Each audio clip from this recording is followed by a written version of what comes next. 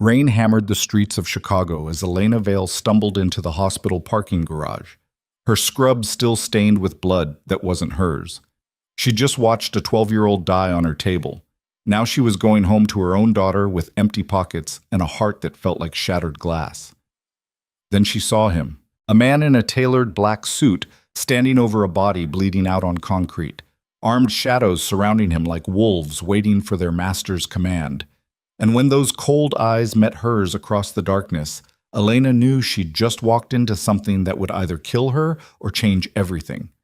What she did next defied every survival instinct she had, and it tied her fate to the most dangerous man in the city.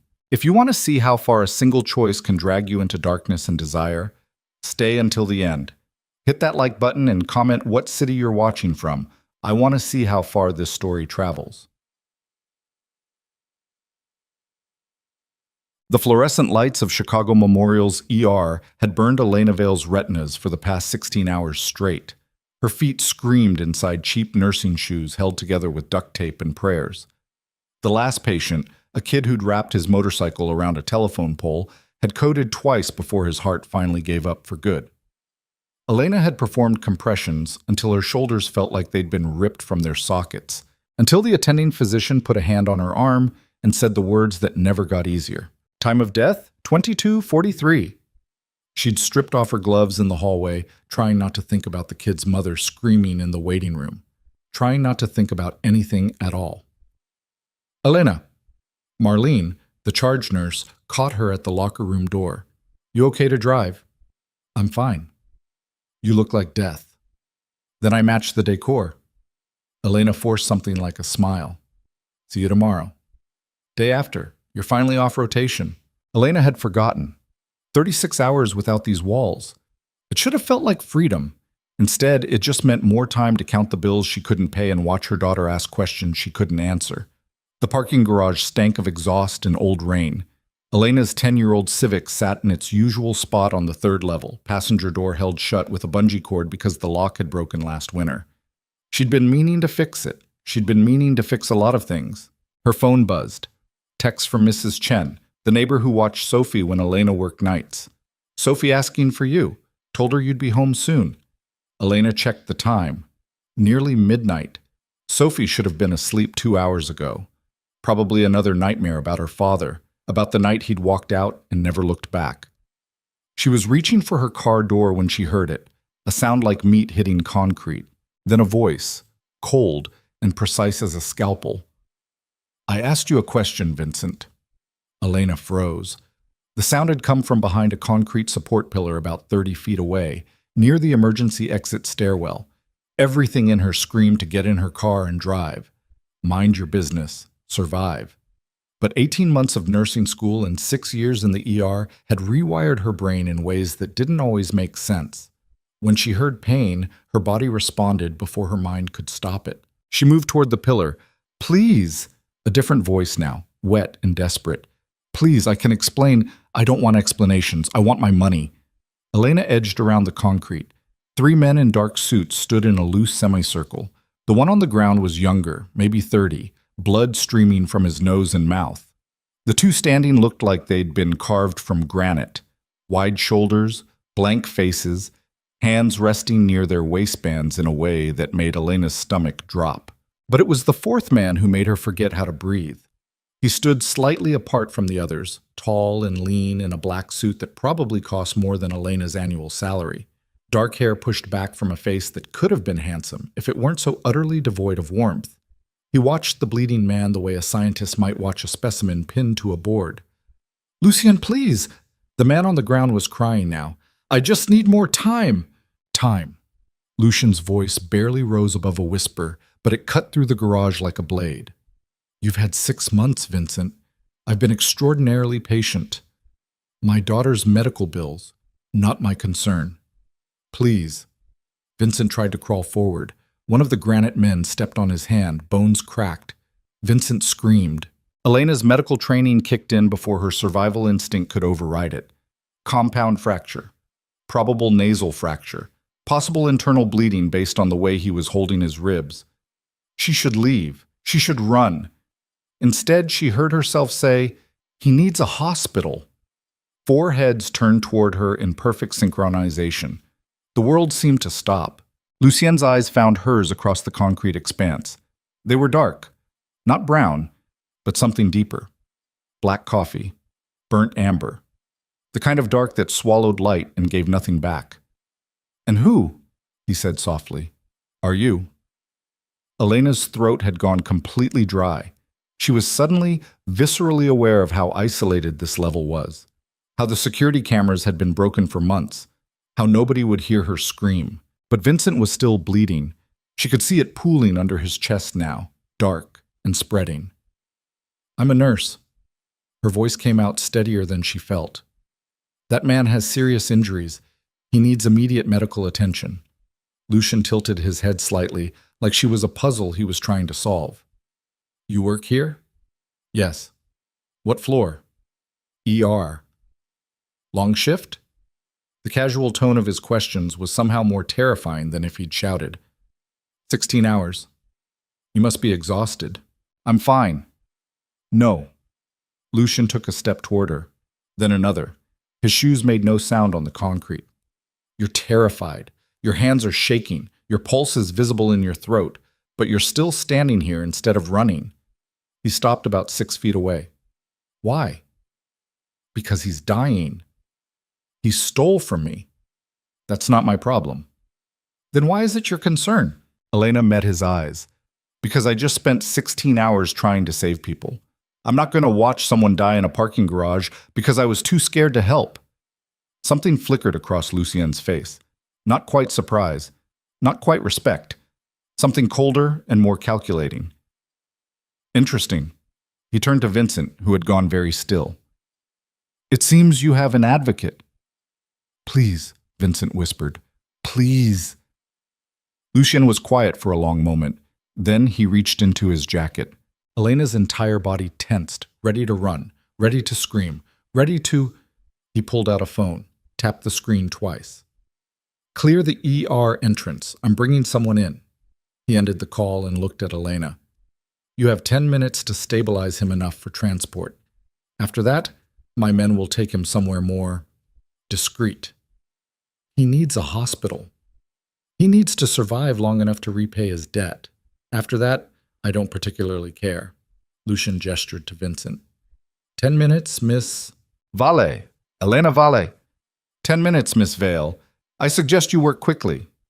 The granite men stepped back.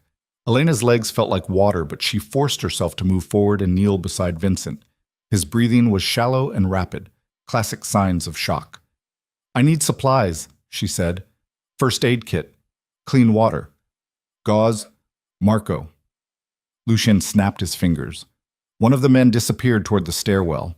Elena checked Vincent's pupils. Uneven. Possible concussion. She moved to his ribs and he gasped. "Fractured," she said. "At least 2, maybe 3. If one punctured a lung, can you stop it?" "Not here. Not with..."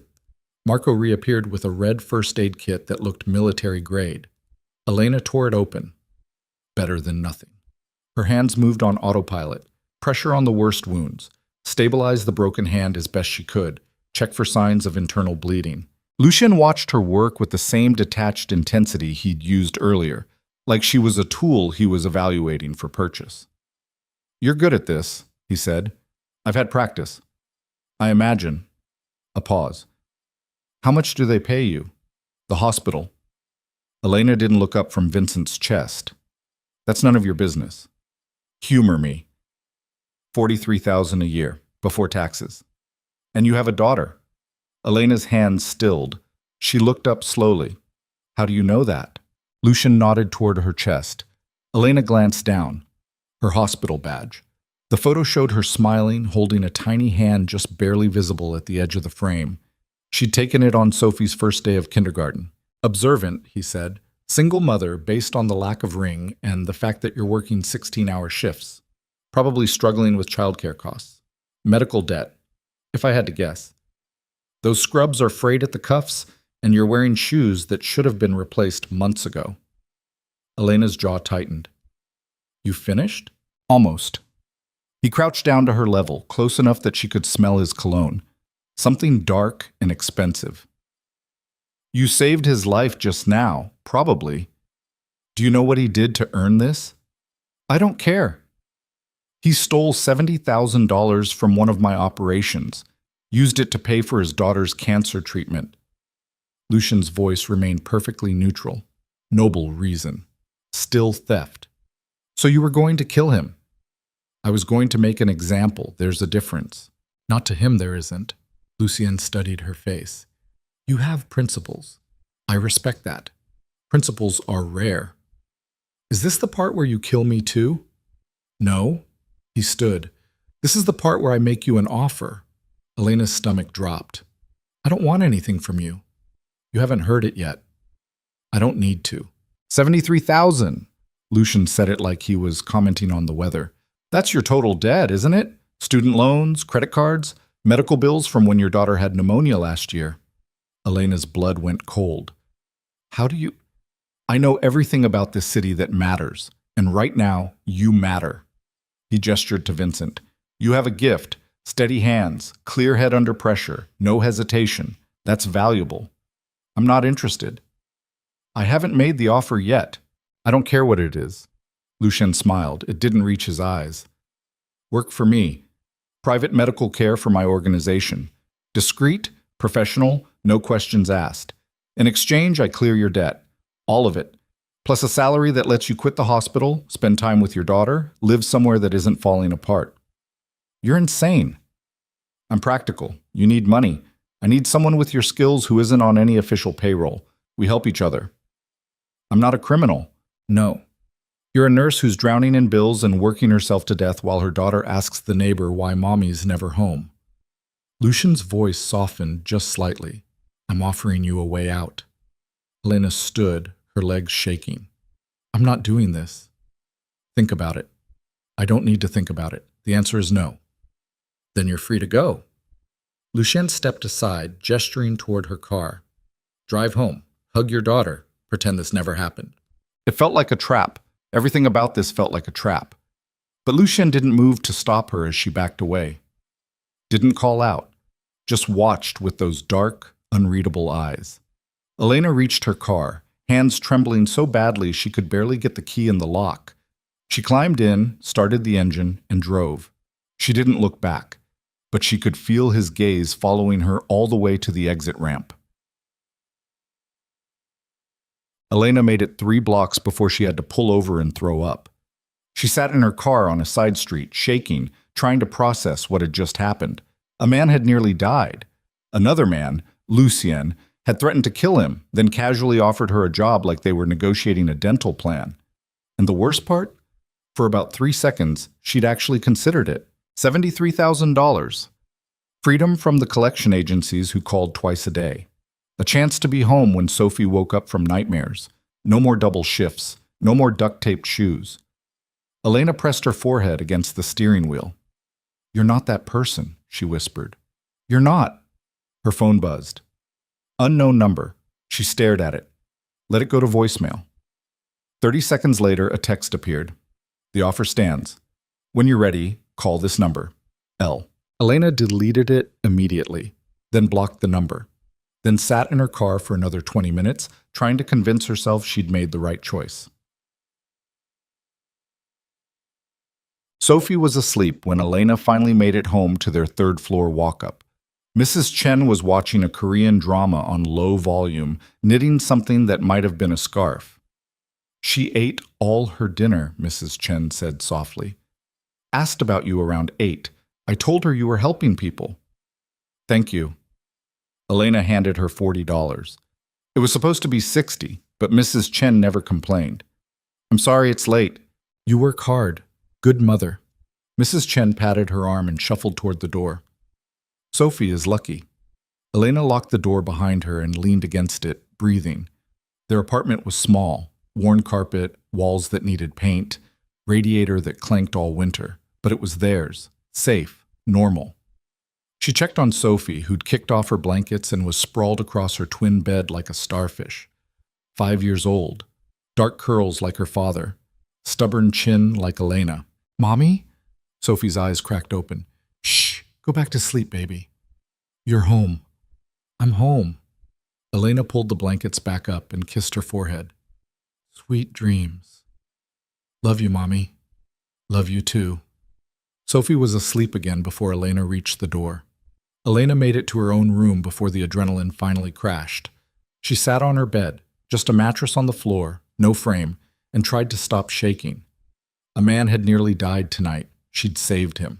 And in doing so, she had caught the attention of someone who felt more dangerous than any patient she'd ever treated. Her phone buzzed. Elena grabbed it, ready to block another number. But it wasn't a text. It was an alert from her bank. Overdraft notice. Your account is overdrawn by $847. Please deposit funds immediately to avoid additional fees. She closed her eyes. $43,000 a year, $73,000 in debt. 6 years of night shifts and missed birthdays and wearing scrubs until they fell apart. And for what? Elena opened her eyes, looked around her bedroom, cracked ceiling, window that wouldn't lock, the sound of her neighbors fighting through paper-thin walls. She thought about Sophie, about the way her face lit up on the rare mornings when Elena was actually home for breakfast, about the school field trip next month that cost $30 Elena didn't have, about the winter coat Sophie needed because last year's didn't fit anymore. She thought about Lucien's offer. No. Elena stood, went to the bathroom, washed her face, looked at herself in the mirror, exhausted, worn down. 36 years old and she looked 45, but alive, free, clean. She could survive this. She'd survived worse. Set. The next morning, Elena took Sophie to the park. It was one of their rituals on her days off. 2 hours at the playground before Elena had to run errands, and Sophie had to go to Mrs. Chen's so Elena could sleep. But for those 2 hours, they could just be normal. Sophie raced toward the swings, her pink jacket flapping behind her. Push me, Mommy! Push me high! Elena pushed. Sophie shrieked with laughter. For a few minutes, Elena almost forgot about parking garages and blood and job offers that felt like deals with the devil. Higher, Sophie demanded. Any higher and you'll fly away. I want to fly. Then who would I have breakfast with? Sophie considered this seriously. You could get another kid. Nope, I only want you. Even when I'm bad? Even when you're bad, which is always. Mommy! But Sophie was giggling. Elena slowed the swing and Sophie jumped off, running toward the jungle gym. Elena followed at a more sedate pace, her body still aching from yesterday's shift. She was watching Sophie navigate the monkey bars when she felt it, that crawling sensation on the back of her neck, the feeling of being watched. Elena turned slowly. A black SUV was parked across the street, tinted windows, engine running. Her heart started to pound. It's nothing, just paranoia. You're imagining things. But she wasn't imagining the way the SUV didn't move, didn't leave, just sat there like a predator watching prey. Sophie, Elena kept her voice calm. Time to go, baby. But we just got here. I know, but Mommy forgot something at home. We'll come back later. That's not fair. Sophie, now. Something in Elena's tone made Sophie stop arguing. She climbed down from the jungle gym and took Elena's hand. They walked toward their car. Elena tried not to run, tried not to look back. The SUV's engine revved. Elena's grip on Sophie's hand tightened. They reached the Civic. Elena fumbled with her keys, heart hammering, got the door open, lifted Sophie into the booster seat and buckled her in with shaking hands. The SUV was pulling away from the curb. Elena jumped into the driver's seat and locked the doors. Started the engine. The Civic coughed twice before turning over. The SUV slid into traffic behind them. Mommy, you're driving fast, Sophie said from the back seat. I know, baby. It's okay. It wasn't okay. The SUV stayed 3 cars back. Professional distance, not trying to hide. Wanting her to know. Elena's mind raced. She could go to the police. And say what? A man offered me a job and now I think I'm being followed? She had no proof, no evidence, just a feeling and a black SUV that could belong to anyone. She drove home, the SUV trailing her the entire way. When she parked outside their building, it drove past. Slow, deliberate. The rear window rolled down just enough for Elena to see a figure in the back seat, Dark suit, dark eyes, watching. Then the window rolled up and the SUV turned the corner. Elena sat in her car, shaking. "Mommy, can we go inside now?"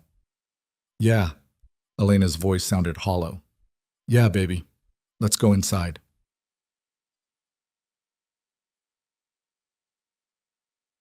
That night, after Sophie was asleep, Elena's phone rang.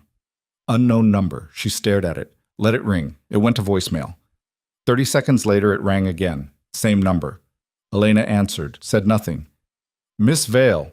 Lucian's voice was silk over steel. "I hope I'm not calling at an inconvenient time." "How did you get this number?" "The same way I got your debt total. I told you. I know everything that matters." "What do you want?" "To clarify my offer. I realize our first meeting was unconventional. I'd like to discuss this more formally." "There's nothing to discuss. I said no." "You said no before you'd thought it through." "I've thought it through. The answer is still no." "I saw you at the park today." His tone didn't change. Still perfectly pleasant. "Your daughter is beautiful. Sophie, correct? 5 years old. Attends Lincoln Elementary. Loves strawberries and refuses to wear anything that isn't pink." Elena's blood turned to ice. "If you go anywhere near my daughter—" "I have no intention of harming a child, Miss Vale. I'm simply demonstrating that I'm serious about this opportunity." A pause. "And that I'm aware of what's at stake for you." "Is that a threat?" "It's a fact. You're drowning. I'm offering you a lifeline. Pride is admirable, but it won't pay your bills or put food on your table or keep your daughter safe when your car breaks down in the wrong neighborhood at night. I'll figure it out." "You've been figuring it out for 6 years. How's that working?" Elena closed her eyes. Hated that he was right. Hated him. "One job," Lucian said. "Trial run. You provide medical care for one of my associates who was injured during a business dispute. 2 hours of your time, $5,000, cash. If you hate it, walk away. No obligations, no consequences." "I don't believe you." "Then don't. But ask yourself, what do you really have to lose?" "Everything," Elena thought. "My daughter. My integrity. Myself." But what she said was, "When?" "Tomorrow night. I'll send a car at 11 p.m. It will bring you to a secure location, you'll treat the patient, and you'll be home by 2 a.m. Sophie will sleep through the entire thing." "How do you know she sleeps through it?" "Oh," Elena stopped. "You've been watching my apartment. I've been ensuring your safety. There's a difference." "No, there isn't." Nevertheless, she could hear the smile in his voice. 11 p.m. tomorrow. The car will be outside your building. Black SUV, license plate Echo Tango 742. If you're not downstairs in 5 minutes, it leaves and we never speak again." "And if I call the police?" "Then you explain to them why you're being offered $5,000 for 2 hours of legitimate medical work. I'm sure they'll be fascinated." He paused. "Good night, Miss Vale. I hope you make the right choice." He hung up. Elena sat in her dark bedroom, phone in hand, trying to breathe. $5,000, 2 hours. She looked at the stack of bills on her dresser. Past due notices. Final warnings. Shut-off threats for utilities. She thought about Sophie's face when Elena had to tell her they couldn't afford the class field trip. The way her daughter had said, "It's okay, Mommy," in a voice that knew it wasn't okay at all. Elena opened her banking app, checked her balance. Negative $847. She closed her eyes, opened them, made her decision. The next night, at 10:57 p.m., Elena stood at her window watching the street below. Sophie was asleep. Mrs. Chen was in the living room watching her drama. Elena had told her she'd been called in for an emergency shift. Mrs. Chen hadn't questioned it. At 10:59, a black SUV pulled up to the curb. License plate, Echo Tango 742. Elena's hands were shaking as she grabbed her jacket, kissed Sophie's forehead one more time, told Mrs. Chen she'd be back by morning. The hallway felt longer than usual. The stairs creaked under her feet. Every step felt like a choice she was making and unmaking simultaneously. The SUV's rear door opened as she approached. Elena stopped on the sidewalk. Last chance. Turn around. Go back. Pretend this never happened. But Sophie needed winter clothes, and the rent was due in 6 days. and the Civic's transmission was making a sound that meant expensive repairs she couldn't afford. Elena got in the car. The door closed behind her with a soft final click. Lucien sat across from her in the back seat, perfectly composed in another dark suit. "I'm glad you came. Let's just get this over with." "Of course." He nodded to the driver. The SUV pulled away from the curb. They drove in silence through Chicago's night streets. Elena watched the familiar landmarks slide past: the hospital where she worked, the grocery store where she used her coupons, the laundromat with the machines that ate quarters, her normal life, falling further behind with every mile. "You're afraid," Lucien said quietly. "I'm fine." "You're gripping the seat hard enough to leave marks." He tilted his head. "But you came anyway. That takes courage. It takes desperation. Often the same thing." He pulled out a phone, typed something. "The patient has a gunshot wound to the shoulder. Through and through, no major arteries hit, but he's lost blood and the entry site is infected. Clean it, stitch it, antibiotics if necessary. Simple." "Gunshot wounds are never simple. For you, they will be." Lucien's eyes met hers. "You've treated worse in the ER. That's different." "How?" "Because in the ER, I report gunshot wounds to the police. It's the law. And tonight you won't." "Not a question, a statement.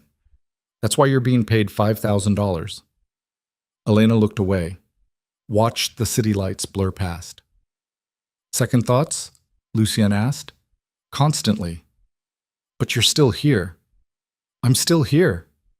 The SUV turned into an industrial area, warehouses and loading docks, empty streets, the kind of neighborhood where people minded their business and didn't ask questions.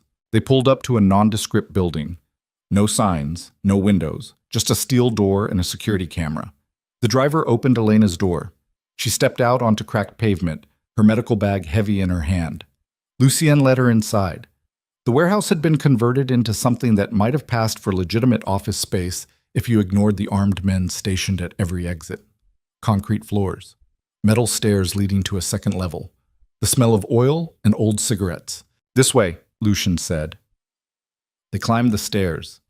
Elena's heart was pounding so hard she could hear it in her ears. At the top, Lucien opened a door. Inside was something approximating a medical room. Examination table, overhead light, a cabinet stocked with supplies that looked suspiciously pharmaceutical grade. And on the table, a man in his 40s with a blood-soaked shirt and a face gray with pain. Elena's training kicked in automatically. She moved to the table, set down her bag, started assessing the wound. Through and through, like Lucien had said. Entry wound in the front of the shoulder, exit wound in the back. Inflamed, definitely infected. "I need to clean this," she said. "It's going to hurt." The man nodded, didn't speak. Elena worked, cleaned the wound with steady hands despite the shaking in her core, debrided infected tissue, irrigated with saline. The man gritted his teeth but didn't cry out. Lucien watched from the doorway, silent, evaluating. "Antibiotics," Elena said. "Strong ones. And he needs to keep it clean and dry for at least a week. No strenuous activity. He'll follow orders." Elena sutured the entry and exit wounds. Neat, precise stitches. The kind she'd done 1,000 times. When she finished, the man sat up slowly. "Thank you." "Rest," Elena told him. "And if you develop a fever or see red streaks, you need—" She stopped. "You need medical attention." The man nodded and left without another word. Elena was alone with Lucien. "Excellent work," he said. "Can I go now?" "Of course." He pulled an envelope from his jacket, held it out. Elena stared at it. $50 bills, Lucien said. "As promised. You can count it if you'd like." Elena took the envelope. It was thick, heavy, more money than she'd ever held at once. "The car will take you home," Lucien said, "unless you'd prefer to walk." "The car's fine." They rode back in silence. Elena clutched the envelope in her lap, feeling like it might burn through her hands. When they pulled up to her building, Lucien spoke one more time. "You did well tonight. If you're interested in similar arrangements in the future, you know how to reach me." Elena got out without answering, But as she climbed the stairs to her apartment, the envelope still in her hands, she knew something fundamental had changed. She'd crossed a line tonight, and lines, once crossed, were very hard to uncross. Mrs. Chen was asleep on the couch. Elena paid her and sent her home. Checked on Sophie, who was snoring softly into her stuffed rabbit. Then Elena sat on her bathroom floor and counted the money. $5,000. Enough to pay this month's rent. Enough for Sophie's field trip. Enough for the car repairs. Enough to breathe for the first time in months. Elena closed her eyes. She'd saved a man tonight. That part was good. The rest she'd figure out tomorrow. Right now, she was just so tired. Elena hid the money in her closet behind the box of winter clothes Sophie had outgrown.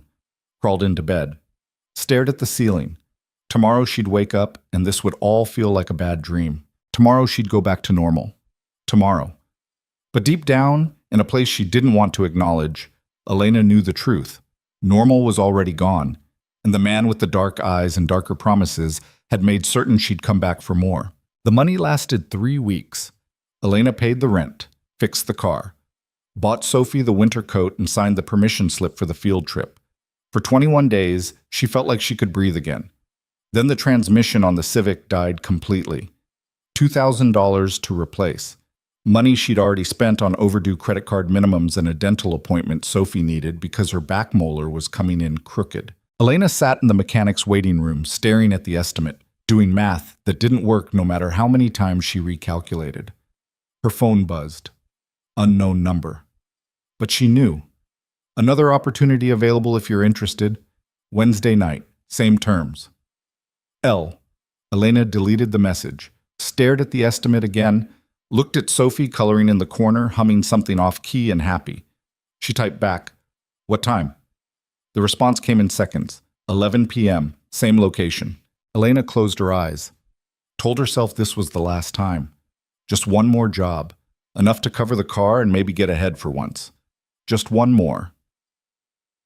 Wednesday night came faster than Elena wanted. She stood in the warehouse medical room again, this time treating a knife wound on a man's thigh. Deep, but clean. The man didn't ask questions and Elena didn't offer information. She stitched, bandaged, and collected her envelope. $5,000. In and out in 90 minutes. Lucian walked her to the car. "You're getting faster." "I know what I'm doing." "Yes, you do."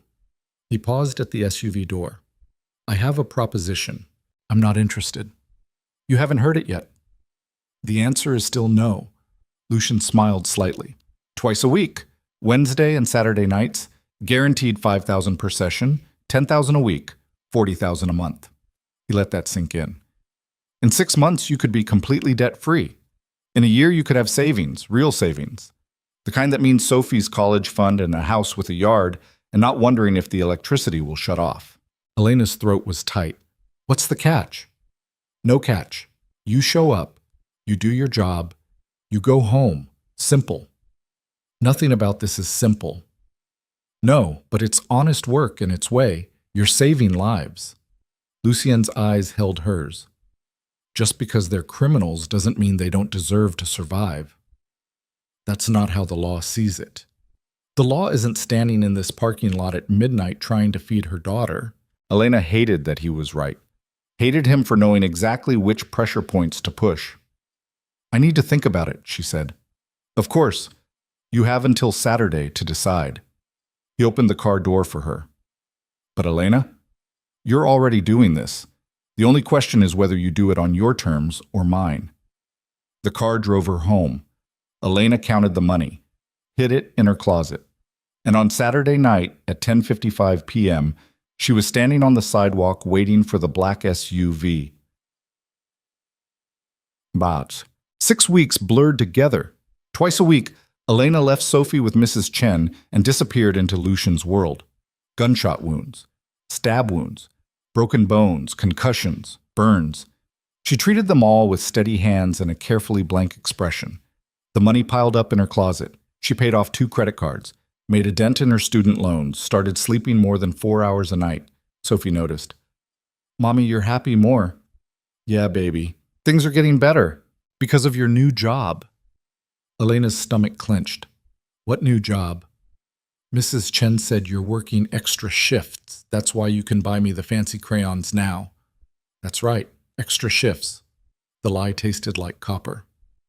But it's worth it to see you smile. Sophie hugged her tight. I love you, Mommy. I love you too.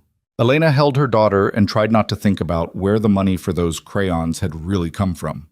Tried not to calculate how many bullet wounds equaled one box of 64 colors. At the hospital, Elena moved through her regular shifts like a ghost.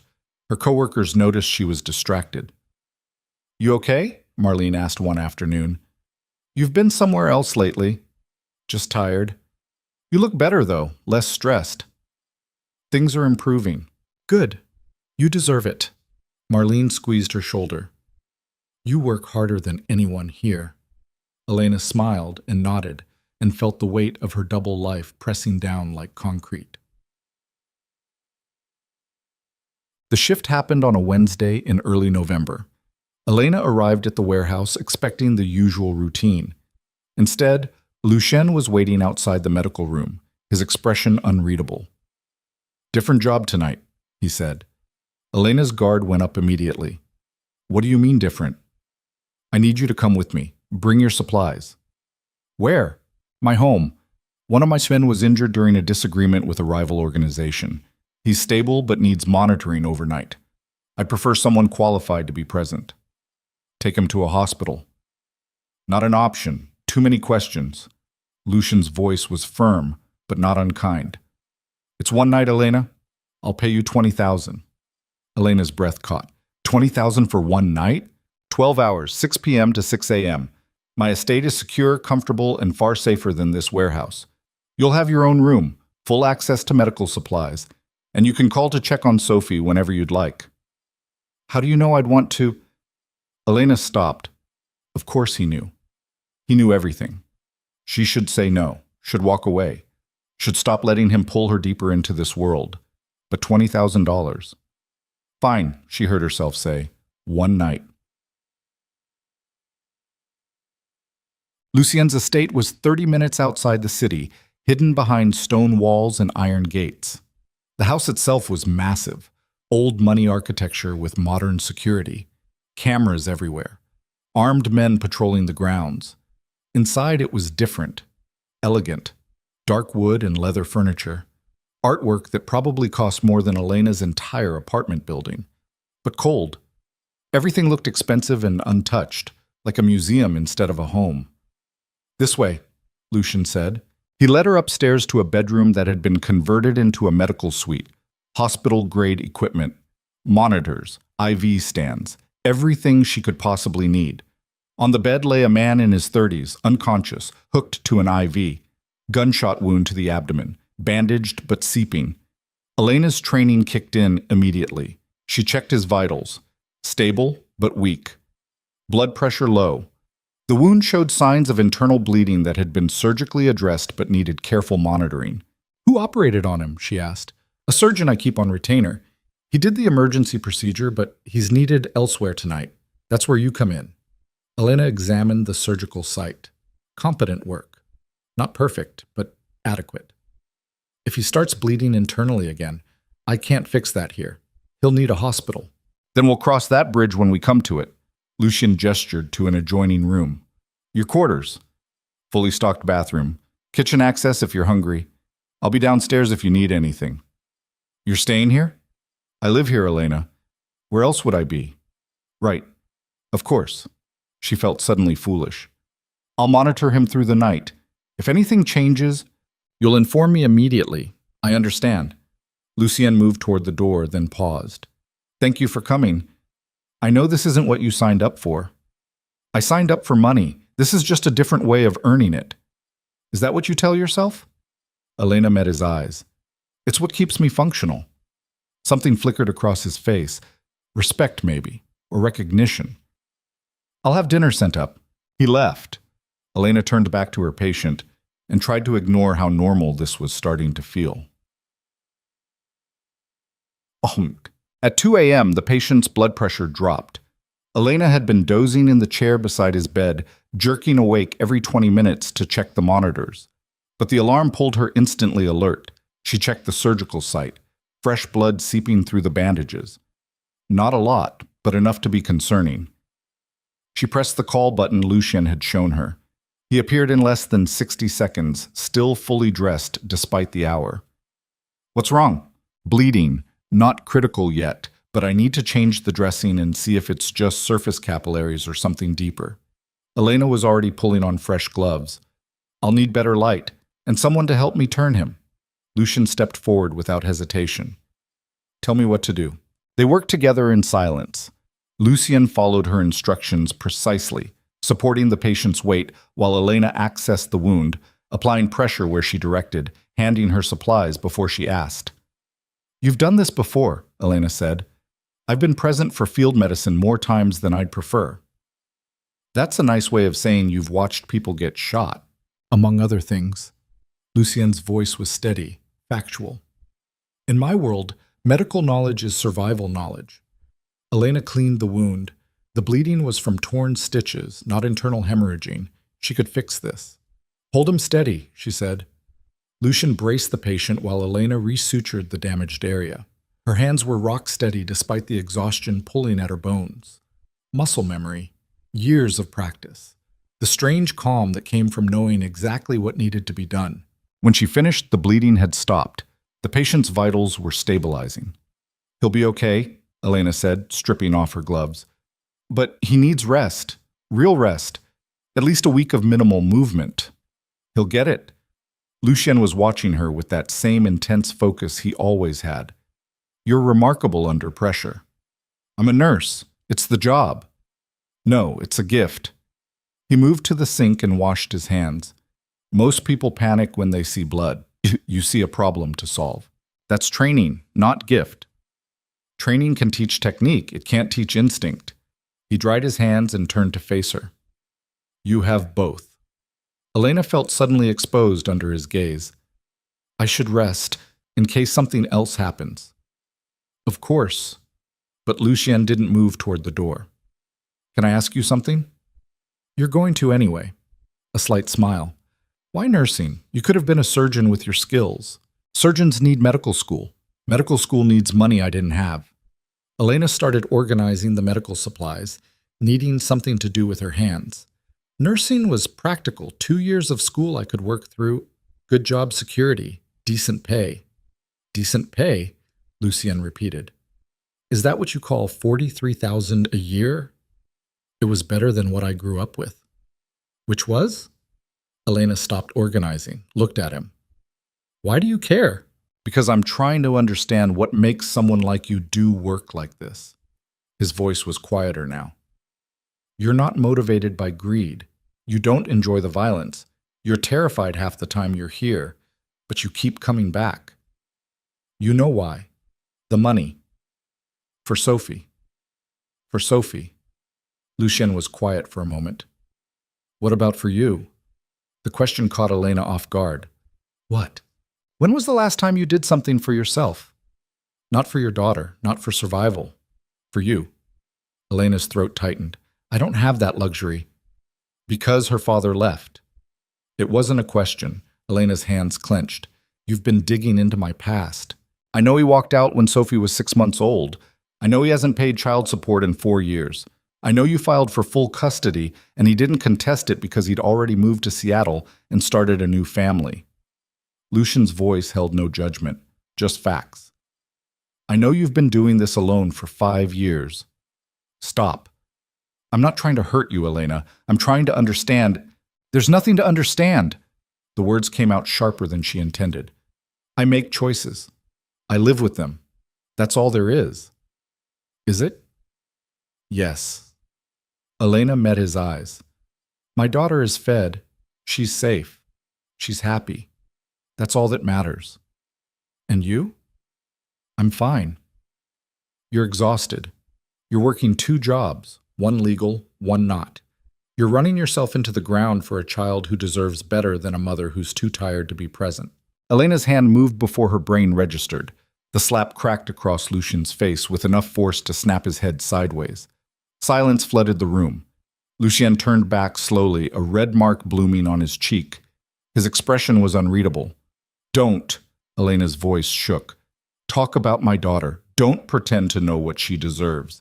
And don't you dare imply that I'm not enough for her. I apologize. Lucian's voice was very quiet. That was out of line. Get out. Elena, get out! He left without another word. Elena stood in the medical suite, breathing hard, hands shaking. The patient slept on, oblivious. The monitors beeped their steady rhythm. She'd just struck a crime lord in his own home. She should be terrified. Instead, she just felt hollow. Elena sank into the chair and put her head in her hands. This was wrong, all of it. She was in too deep, crossing too many lines, losing pieces of herself she'd never get back. But when she thought about stopping, about going back to her old life of constant panic and never enough money, her chest tightened with something like dread. She was trapped, and the worst part was she'd walked into this cage willingly. At 6 a.m., Lucien knocked softly on the door. Elena had been awake for the past hour, monitoring the patient's vitals and avoiding thinking about last night. The man was stable, sleeping naturally now instead of unconscious. He'd recover. Come in, she said. Lucien entered, carrying a tray, coffee, and breakfast. He set it on the side table without meeting her eyes. He looks better, Lucien said. He's stable. Needs rest and antibiotics, but he'll live. Good. Lucien pulled an envelope from his jacket and placed it beside the coffee.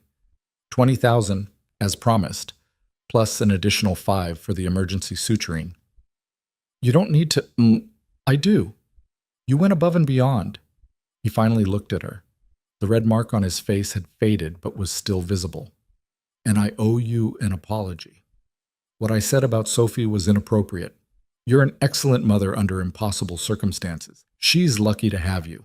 Elena didn't know what to say to that. Thank you. I've arranged for a car to take you home. It's waiting downstairs whenever you're ready. He turned to leave. Lucien. He stopped. Why do you do this? Elena asked. You have money, power. You could do anything. Why choose this life? Lucien was quiet for a long moment. Because it's the only one I know. I inherited an empire built on violence and fear. Dismantling it would create a power vacuum that would kill hundreds. Maintaining it means I control the bloodshed. Keep it contained. He looked back at her. It's not a good answer, but it's the truth. Do you ever wish it was different? Every day. His smile was bitter. But wishing doesn't change reality. Only choices do. He left. Elena drank the coffee.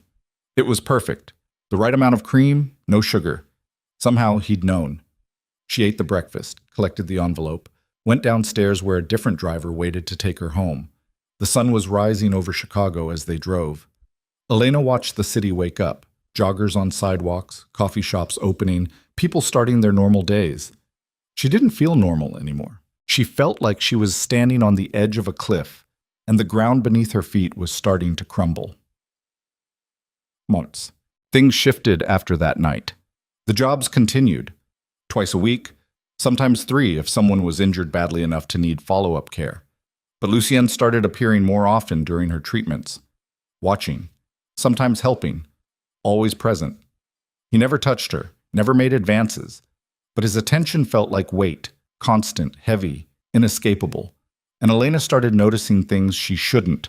The way he was gentle with injured men even when they'd failed him. The way he remembered details about everyone who worked for him. Their families, their problems, their fears. The way he sometimes looked exhausted in a way that had nothing to do with physical tiredness. He was lonely, she realized. Surrounded by people who feared or needed him, but no one who saw him as human. Tell me about Sophie, he said one night, while Elena was stitching a laceration on his forearm. He'd been caught by a knife during a confrontation with a rival. Refused to let anyone else treat him. Why? Because I'd like to know. Elena concentrated on her sutures. Neat, even stitches. She's 5, loves pink, wants to be a veterinarian when she grows up, asks about 4,000 questions a day. She sounds wonderful. She is.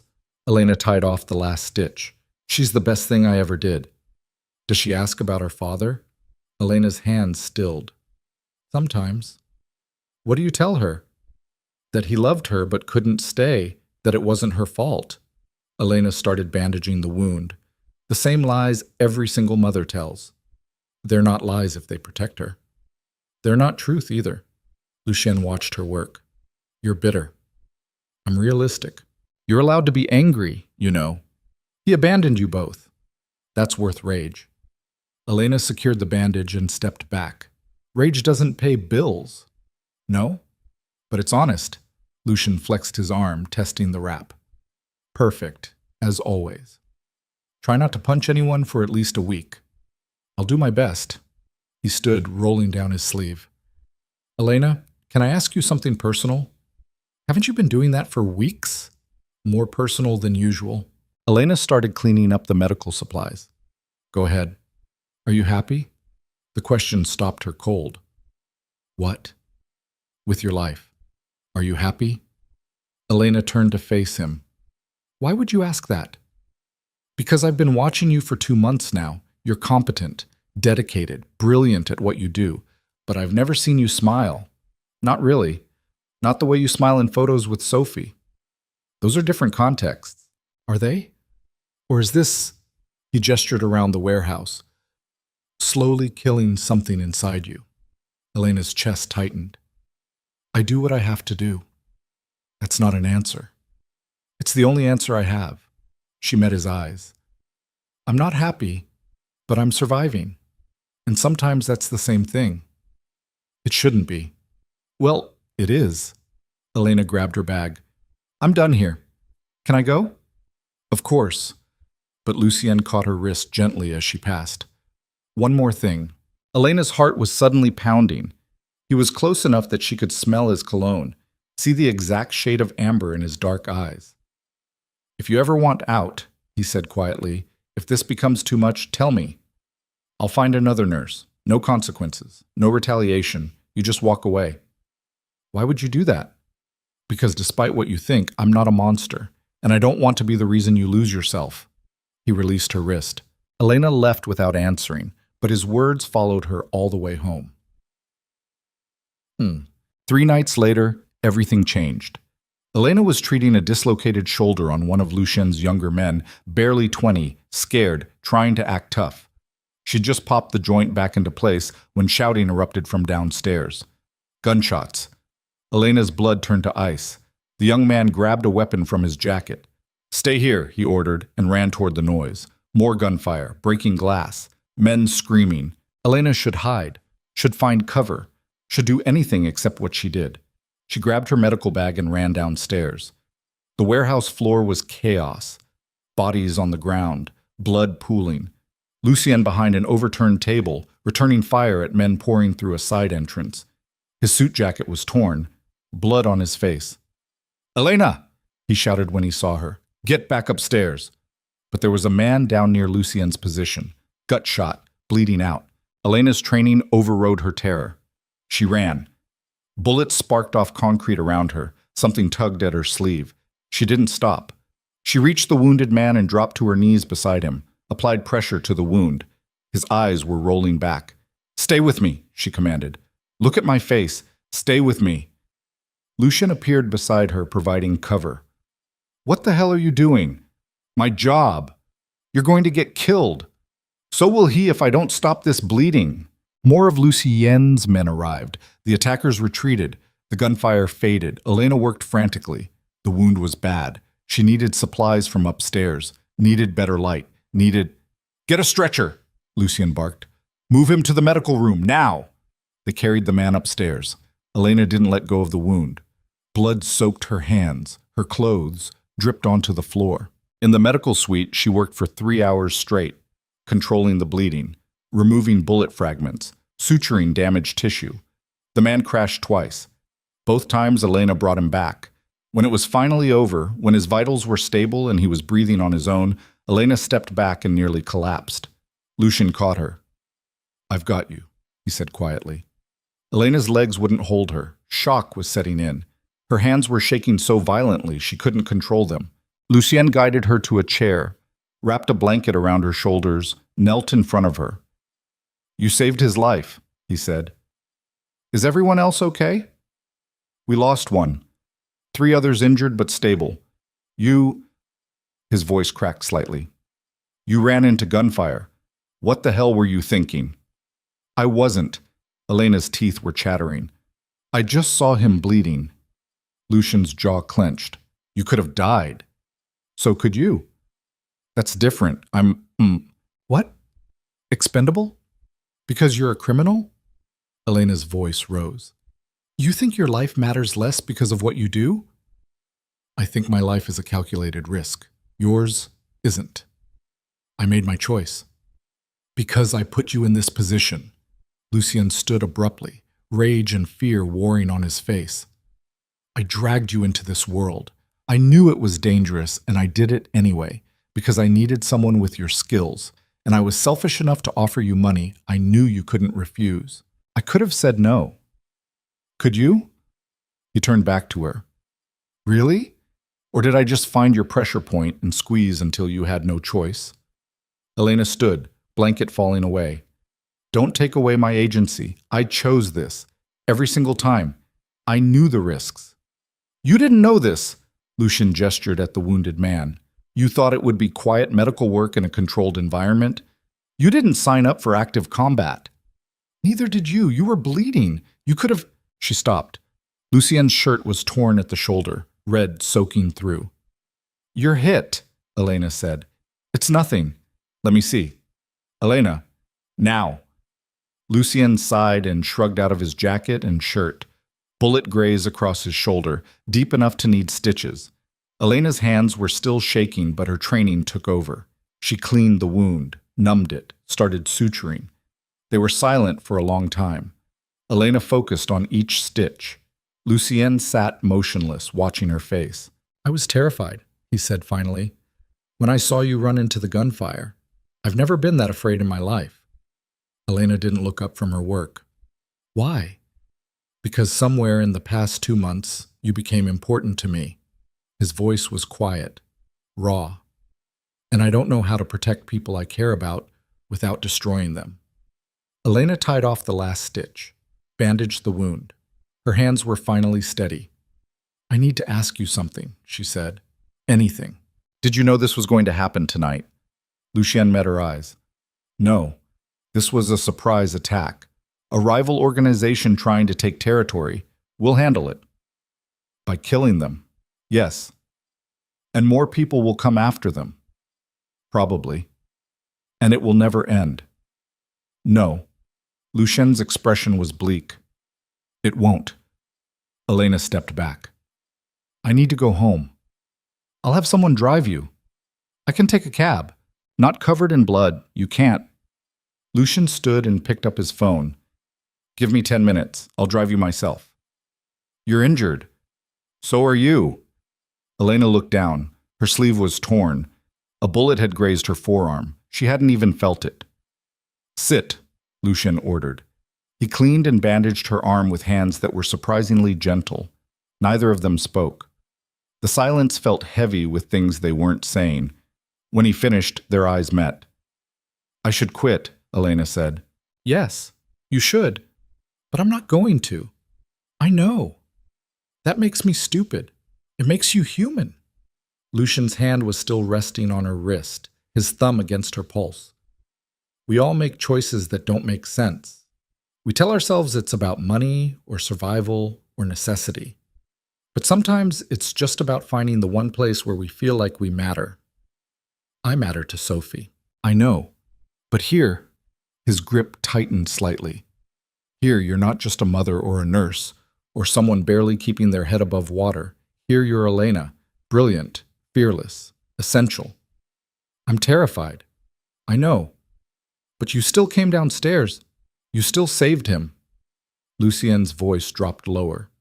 You still chose to stay.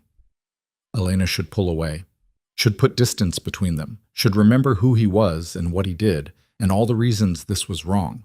Instead, she said, I want to meet your daughter. The words hung in the air between them. Elena's breath stopped. What? Sophie. I want to meet her. Lucien's eyes were intense, serious. Not at your apartment. Somewhere neutral, somewhere safe. Bring her to my estate. Let me show you both that this world isn't all violence and blood. You're insane. Probably. His thumb was still moving against her pulse, a gentle rhythm that was making it hard for Elena to think straight. But I need to know if there's a future here, not just business, something real, and that starts with the person who matters most to you. If you're dangerous around her, then you walk away and never look back. I'll honor that. But Elena, he leaned closer. I think you're starting to see that I'm not the monster you want me to be, and that terrifies you more than the violence ever did. He was right. Elena pulled her hand free. I need to think. Take all the time you need. Lucian grabbed a clean shirt from somewhere. But know this. Whatever happens next, whatever you decide, I will make sure you and Sophie are protected, whether you're working for me or not. That's not a threat or a bargaining chip. It's a promise. Why? Because despite everything, despite knowing it's selfish and dangerous and probably the worst decision I could make, he met her eyes. I care about you, both of you. And I protect what I care about. Elena's heart was pounding. This is wrong. I know. We barely know each other. I know. You're a criminal. Yes. I should run. You should. Lucian pulled on the clean shirt, wincing as the movement pulled at his stitches. But you won't, because you're just as trapped as I am. We both know how this ends. How? He looked at her for a long moment, then said very quietly, with both of us too far gone to turn back. The SUV ride home was silent. Elena sat in the passenger seat while Lucien drove, his injured shoulder clearly causing pain he refused to acknowledge. The city lights blurred past. When they reached her building, Lucien turned to her. Sunday, he said. Bring Sophie to my estate at noon. There's an animal sanctuary on the property. Horses, goats, llamas. She'll love it. I haven't agreed. You will. He smiled slightly. Because you need to know if I'm someone who could be part of her life. And there's only one way to find out. Elena got out of the car, stopped at the building entrance, turned back. Lucien was watching her through the window, his expression unreadable. She should say no. She should end this before it consumed her completely. Instead, she pulled out her phone and typed, Sunday, noon. If anything feels wrong, we leave immediately. His response came before she reached the stairwell. Understood. I'll see you both then. Elena climbed the stairs to her apartment. Mrs. Chen was asleep on the couch again. Sophie was sprawled across her bed, dreaming whatever uncomplicated dreams 5-year-olds had. Elena stood in the doorway, watching her daughter sleep, and felt something crack open inside her chest. She was bringing Sophie into Lucian's world, into his home, into his life. And once that door opened, there would be no closing it again. This was the point of no return, and Elena was walking straight toward it with her eyes wide open and her daughter's hand in hers. Sunday morning arrived with the kind of bright, cold sunshine that made everything feel exposed. Elena dressed Sophie in her favorite pink jacket, the good one, the expensive one Elena had bought with Lucian's money, and tried to keep her hands from shaking as she braided her daughter's hair. Where are we going again? Sophie asked, swinging her legs from the bathroom counter. To visit a friend. He has animals. What kind of animals? Horses, goats, maybe some chickens. Sophie's eyes went wide. Real horses? Real horses. Can I ride one? We'll see. Elena tied off the braid, looked at her daughter's face in the mirror. So young, so trusting, so completely unaware that her mother was about to introduce her to a man who'd killed people, who'd probably kill again, who represented everything Elena had spent her life trying to escape. Mommy, you look sad, Sophie said. Elena forced a smile. Just tired, baby. You're always tired. I know, I'm working on that. Sophie turned and wrapped small arms around Elena's neck. I love you, Mommy. Elena held her tight, breathing in the smell of children's shampoo and innocence. I love you too, more than anything. More than chocolate? More than chocolate? More than the whole world? More than the whole world, Sophie giggled and wriggled free. Then let's go see the horses. Elena drove with Sophie, singing nonsense songs in the back seat, following the GPS coordinates Lucien had sent, 30 minutes outside the city.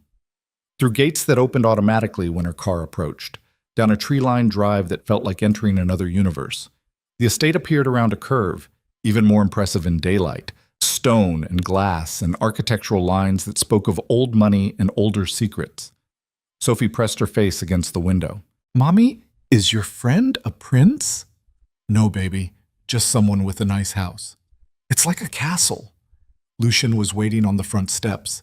He'd dressed down, jeans, dark sweater, no suit jacket, trying to look approachable, less dangerous. It almost worked until you saw his eyes. Elena parked and helped Sophie out of the car. Her daughter immediately hid behind her legs. "It's okay," Elena said softly. "He's nice." Lucien approached slowly, stopping a respectful distance away. Then he did something Elena didn't expect. He crouched down to Sophie's level. "Hi, Sophie," he said. "I'm Lucien. Your mom told me you like pink." Sophie peeked out from behind Elena's legs. "How'd you know my name?" "Your mom talks about you all the time. She says you want to be a veterinarian." "I'm going to save animals. That's a very important job." Lucien's voice was gentle, patient, nothing like the cold command he used with his men. "Would you like to meet some animals right now?" Sophie looked up at Elena. "Can I?" "That's why we're here." Lucien stood and gestured toward a path leading around the side of the house. "The sanctuary is this way. We have a horse named Thunder who loves carrots. Do you like carrots?" "They're okay," Sophie said cautiously. "Thunder thinks they're the best thing in the world. He gets very dramatic about it." Sophie giggled. "Horses can't be dramatic." "Oh, you'd be surprised." Lucien started walking, and Sophie fell into step beside him, her shyness already fading. Thunder once refused to eat for an entire day because someone gave him the wrong color carrot. "What color was it?" "Orange. He only likes the purple ones." "That's silly. Tell that to Thunder." Elena followed behind them, watching Lucien transform into someone she'd never seen before. He listened when Sophie talked, asked questions about her favorite colors and what she wanted for her birthday, and whether she preferred cats or dogs. He carried her when she got tired walking, made her laugh with terrible jokes about goats who thought they were chickens. The sanctuary was beautiful, well-maintained paddocks, clean stables, animals that looked healthy and content. A small farm that probably cost more to maintain than most people's houses. Thunder was a massive gray horse who did, in fact, get very excited about purple carrots. Sophie squealed with delight when he ate from her palm, his huge, gentle mouth making her giggle. "He likes me," she announced. "Of course he does," Lucien said. "You're very likable." They spent 2 hours at the sanctuary. Lucien showed Sophie how to brush a horse's mane, let her feed the goats, introduced her to a llama named Francis, who had terrible manners, and made Sophie laugh until she couldn't breathe. Elena watched it all with something like pain building in her chest, because this was exactly what she'd been afraid of. Lucien was good with Sophie, natural, kind. He treated her like she mattered, like her questions were important, like her happiness was something worth protecting. And Sophie loved him already. Elena could see it in the way her daughter's face lit up when Lucien spoke, the way she reached for his hand without thinking, the way she begged him to tell her more stories about the animals. This was dangerous. This was the point where Elena should grab Sophie and run. But she didn't, because watching Lucien kneel in the dirt beside her daughter, helping her collect chicken eggs, Elena saw something she'd been trying desperately not to see. The future they could have. Not just money and security, but this, family. Someone who looked at Sophie like she hung the moon. Someone who could give them both a life beyond survival. Someone who might actually care. "Mommy, look!" Sophie held up an egg triumphantly. "I found it all by myself." "That's wonderful, baby." Lucien stood, brushing dirt from his knees. His eyes met Elena's over Sophie's head. The question there was clear. Elena gave the smallest nod. Something shifted in Lucien's expression. Relief. Hope. Things she'd never associated with him before. "Sophie," he said, "would you like to see the house? I have a library with books about animals." "Real books?" "Hundreds of them." Sophie looked at Elena for permission. Elena nodded again, unable to trust her voice. They walked back to the house together, Sophie between them, chattering about Thunder and Francis and how she wanted a goat for her birthday. Lucien caught Elena's hand as they walked. She should pull away. She didn't. His grip was warm, steady, anchoring her to a decision she was still terrified to make but couldn't seem to stop making anyway. Inside, the house was warmer than Elena expected. Still elegant, but there were signs of life she hadn't noticed at night. Books on tables, art that looked chosen, not just expensive, a kitchen that smelled like coffee and something baking. An older woman appeared from the kitchen, wiping her hands on an apron. "Mr. DeMarco, your guests are here." "Thank you, Maria. This is Elena and her daughter Sophie. Sophie, this is Maria. She makes the best cookies in Chicago." Sophie's eyes went wide. "Can I have one?" "If your mother says it's okay." Elena nodded, and Maria led Sophie toward the kitchen, already chattering about different kinds of cookies. Lucienne and Elena were alone in the entrance hall. "She's perfect," Lucienne said quietly. "You've done an incredible job." "She's resilient. She's had to be. Because you've given her stability even when you didn't have it yourself." Lucienne turned to face her. "Elena, I need you to understand something. What I feel for you, what I'm starting to feel for Sophie, this isn't about the work you do for me. This isn't about leverage or control or any of the things I usually use to keep people close." "Then what is it about?" "Honestly, I don't know." His expression was raw, vulnerable. "I've never done this before, never wanted to. But watching you with her, seeing the way you fight for something good in a world that keeps trying to break you." He stopped. "You make me want to be better, and that's terrifying. You can't just decide to be better, not after everything you've done." "I know, but I can try." Lucienne's hand came up to her face, thumb brushing her cheekbone. "I can build something legitimate. Transition away from the worst parts of my operations. Create a future where Sophie doesn't have to know what I really am. She'll find out eventually, kids always do. Maybe. But by then, maybe I'll actually be someone worth knowing." Elena's breath caught. "You're asking me to believe in something impossible. I'm asking you to give me a chance." His voice dropped. "Let me protect you both. Let me be part of this. I'll do whatever it takes to keep you safe. Even if it means changing everything about your life. Especially then." Elena searched his face, looking for lies, for manipulation, for any sign this was just another way to control her. But all she saw was desperate honesty. She was about to respond when Sophie's scream cut through the air. Not a happy scream, a scream of pure terror. Elena and Lucienne ran toward the kitchen. Maria was there, trying to comfort Sophie, who was sobbing and pointing at something on the floor. A man's body, face down, blood pooling beneath him, very obviously dead. Elena's heart stopped. She grabbed Sophie and pulled her close, shielding her daughter's eyes. "Don't look, baby, don't look." But Sophie had already seen, was already crying. "Mommy, why is that man sleeping in the red? Mommy, why?" "Shh, baby, shh." Elena looked at Lucienne over Sophie's head. Her voice was ice. "What the fuck is this?" Lucienne's face had gone white. "I don't know. Maria. He just appeared, Mr. DeMarco. I was getting cookies and I turned around and he was there. I thought he was one of your men." More men appeared. Lucienne's security. One of them checked the body while another spoke urgently into a radio. "He's dead," the first guard said. "Throat cut. Been here maybe 20 minutes. 20 minutes. Lucienne's voice was deadly quiet. "How did someone get into my house, kill a man in my kitchen, and leave without anyone noticing?" No one answered. Sophie was still crying. Elena was trying to process what was happening. Someone had been murdered in this house, while they were outside with the animals, while Sophie was supposed to be safe. "Get them out of here," Lucienne ordered. "Now!" But before anyone could move, the lights went out. Complete darkness. Sophie screamed again. Elena held her tighter, heart pounding. Around them she could hear Lucienne's men moving, weapons being drawn. "Stay calm," Lucienne's voice came from somewhere close. "Elena, take Sophie and—" Gunfire erupted from upstairs.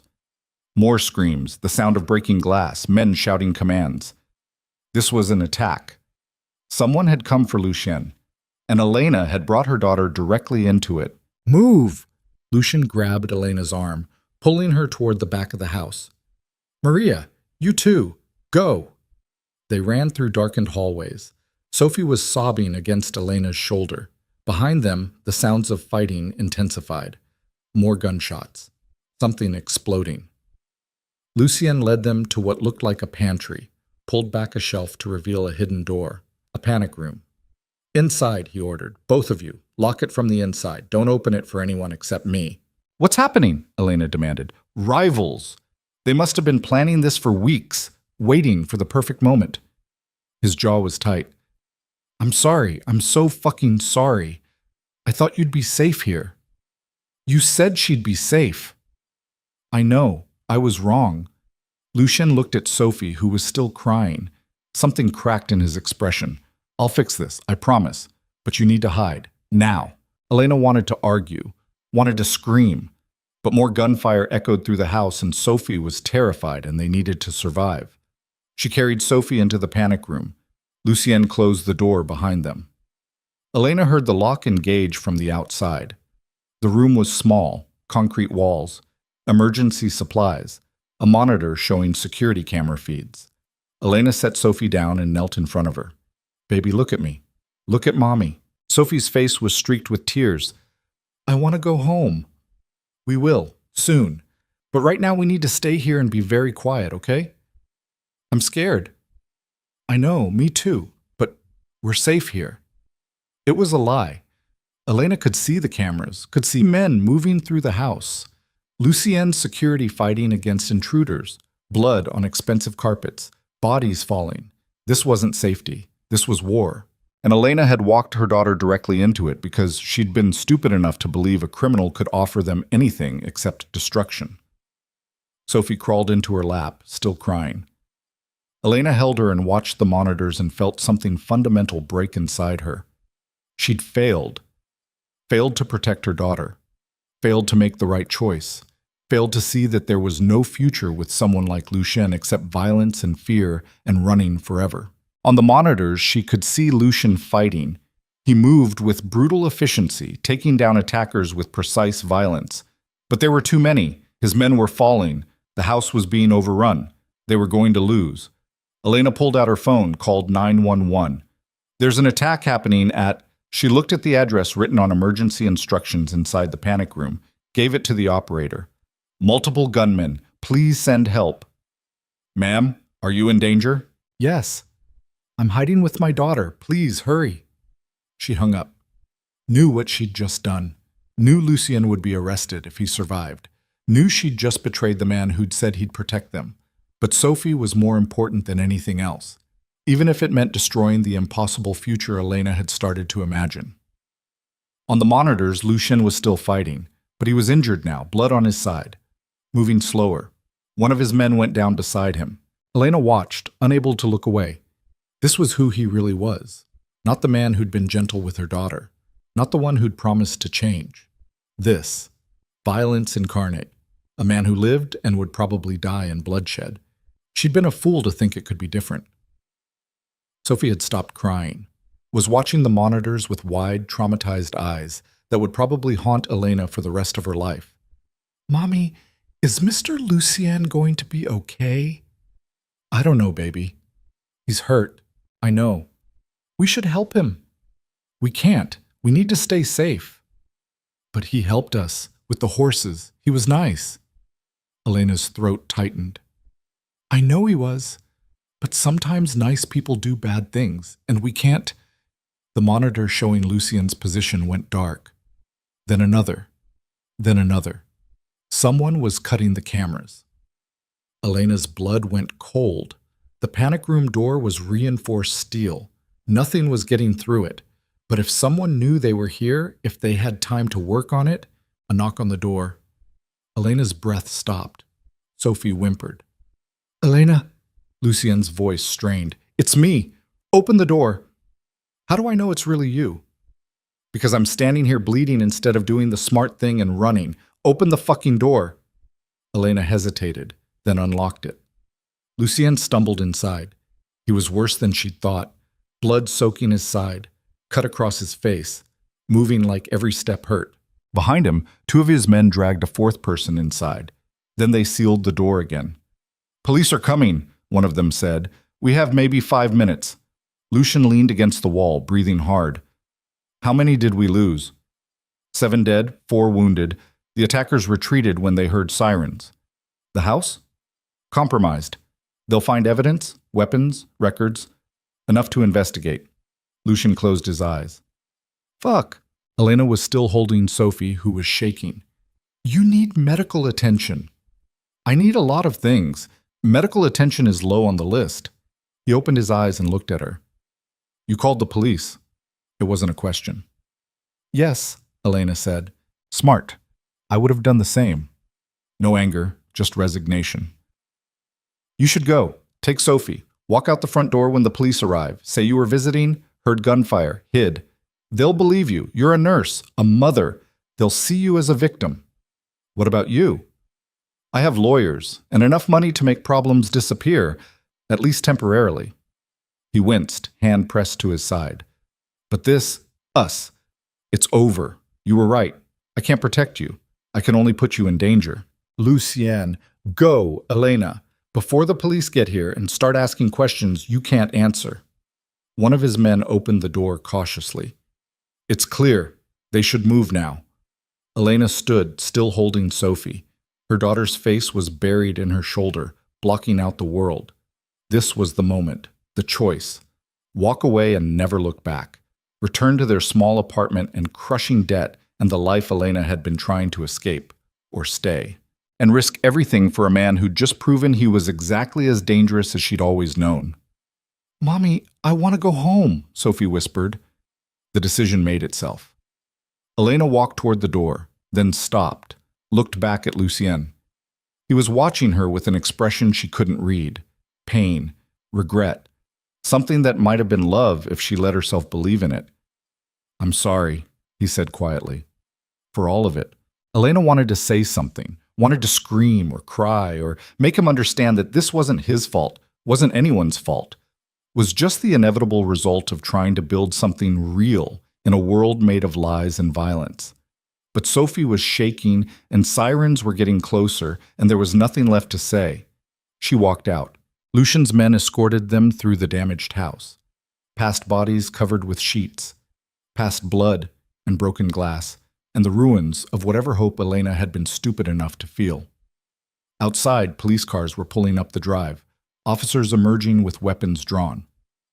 We're victims, one of Lucien's men shouted, hands up. There were gunmen. We hid.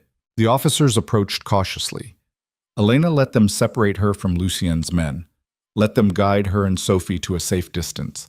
Let them ask questions she answered with carefully constructed half-truths. Yes, she was visiting a friend. No, she didn't know what happened. Yes, there were gunmen. No, she didn't see their faces. Yes, her daughter was with her. Yes, she was terrified. Yes, she just wanted to go home. They believed her. Why wouldn't they? She was exactly what she appeared to be, a frightened mother caught in someone else's violence. A female officer drove them back to the city, asked if they needed medical attention. Elena said no, asked if they needed counseling. Elena said maybe later, asked if there was anyone she could call. Elena said no, because who would she call? Who in her life could possibly understand what had just happened? The officer dropped them at their apartment, told Elena to call if she remembered anything else, if she needed anything, if she felt unsafe. Elena nodded and thanked her and carried Sophie upstairs. Mrs. Chen was watching TV, looked surprised to see them back so early. How was the visit? She asked. It was fine, Elena lied. Sophie's tired. I think we'll rest. She carried Sophie to her bedroom. Her daughter hadn't spoken since leaving Lucien's estate, just clung to Elena with a grip that wouldn't loosen. Elena laid her down. Sophie immediately curled into a ball. Baby, talk to me. That man was dead, Mommy. I know. And there were guns. I know. And Mr. Lucien was bleeding. I know, baby. I'm so sorry. I should never have brought you there. This is my fault. All of it. Sophie looked up at her with eyes too old for 5 years. Is Mr. Lucien bad? Elena's throat closed. It's complicated. Was he lying about being nice? No, I think he was being honest. I think he wanted to be the person he was pretending to be. Elena brushed Sophie's hair back. But sometimes people can't be who they want to be. Sometimes the world won't let them. Are we going to see him again? No, baby, we're not. Sophie nodded slowly, then started crying again. Not the terrified sobs from earlier, quieter, sadder. The kind of crying that came from loss instead of fear. Elena held her until she fell asleep from exhaustion, then sat on the floor beside her bed, watching her daughter breathe. This was rock bottom. Elena had crossed every line she'd sworn she wouldn't cross. Put her daughter in danger chasing money and security and the foolish hope that a criminal could somehow become something more. She'd failed at the one thing that mattered, keeping Sophie safe. Her phone buzzed. Unknown number. But Elena knew. She walked to the bathroom and closed the door before answering. "Are you okay?" Lucian's voice was rough, exhausted. "Are you?" "I've been better. Police are processing the scene. My lawyers are handling it. I'll probably walk on self-defense grounds, but there will be investigations. Attention I don't need. That's not my problem anymore." "I know." A pause. "Is Sophie okay?" "She's traumatized. She saw a dead body, heard gunfire, watched people try to kill you, so no, she's not okay. And it's my fault for bringing her there. It's my fault for thinking I could have this, for believing I deserved it." Lucian's breath was shaky. "I'm sorry, Elena, for everything. You were right to run. You should have run the first night we met." "I know. I want you to know that the money you earned, it's yours. All of it. I won't ask for it back. And if you need more, if you or Sophie need anything, I don't want your money. Elena, I don't want anything from you." Her voice cracked. "You said you'd protect us. You promised she'd be safe. And instead I had to hide in a concrete room watching you get shot while my daughter cried because she thought you were going to die. I know. I failed you. Failed her. Failed myself." His voice dropped to almost nothing. "I won't contact you again. I just needed to hear your voice one more time, to know you made it out." Elena closed her eyes. "What happens now, to you?" "I disappear for a while. Let things cool down. Restructure my operations. Try to figure out how to survive in a world where someone just proved I'm vulnerable." A bitter laugh. "Turns out caring about people makes you weak. I should have known that. Caring about people makes you human. Maybe that's the same thing in my world." Silence stretched between them. Elena could hear water dripping in her bathroom sink, the sound of her neighbors through thin walls, the ambient noise of her real life, small, cramped, safe. "I meant what I said," Lucian said finally, "about wanting to change, about building something better. But you were right. I'm too damaged, too deep in this life.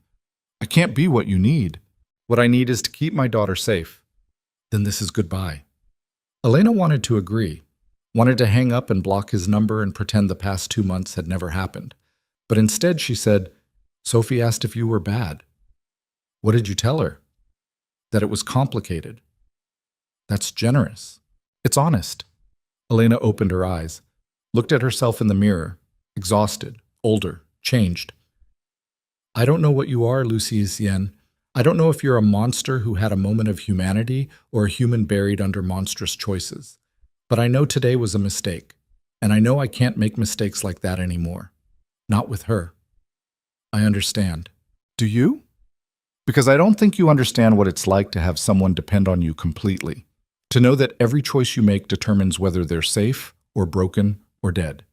You get to be reckless with your own life. I don't have that luxury." "You're right." His voice was hollow. "I don't understand. I never will.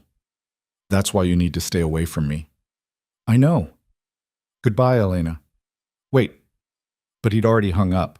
Elena stood in her bathroom, phone in hand, trying to breathe through the crushing weight in her chest. This was the right decision, the only decision. So why did it feel like she'd just made the worst mistake of her life? She emerged from the bathroom to find Sophie standing in the hallway, dragging her stuffed rabbit. "Mommy, are you crying?" Elena wiped her eyes quickly. "No, baby, just tired." "You're lying. I can tell when you lie. Your voice gets different." 5 years old and already too perceptive. Elena knelt down. "Okay, yes, I'm crying because today was scary and I'm sad that Mr. Lucian got hurt and I'm angry at myself for putting you in danger." "It's not your fault." "It is. I made bad choices." Sophie thought about this seriously, then said, "Is Mr. Lucian a bad choice?" "Yes, but he was nice to me." I know, but nice isn't enough. Safe is what matters. Sophie hugged her rabbit. Are we safe now? Elena pulled her close. Yes, baby, we're safe. Another lie. Because somewhere in Chicago, rivals were circling. Lucien was wounded and vulnerable, and Elena had just severed the only connection that might have protected them if his enemies decided she was a loose end worth eliminating. But she couldn't tell Sophie that, so she carried her back to bed, tucked her in, kissed her forehead, promised her that tomorrow would be better, and tried desperately to believe it herself. Joel. 3 days passed. Elena went back to work, back to the ER, back to double shifts and tired smiles and pretending everything was normal. But Sophie wasn't the same. She had nightmares every night. Woke up screaming about the dead man in Lucien's kitchen, about guns, about blood. Mrs. Chen asked if something had happened. Elena said Sophie had watched a scary movie by accident. Mrs. Chen seemed to believe her. At work, Marlene noticed Elena was distracted again. You okay?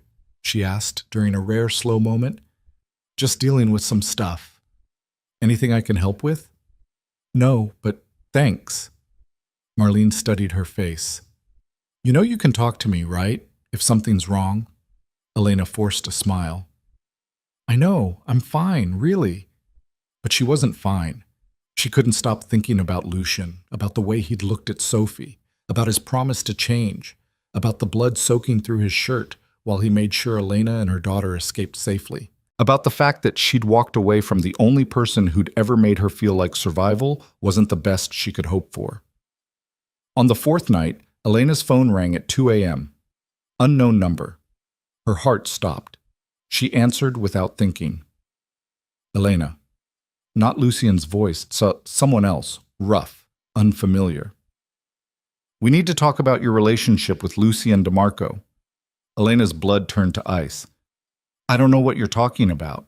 Don't insult my intelligence. You worked for him, treated his men, visited his estate with your daughter, and now you're wondering if walking away was enough to protect you.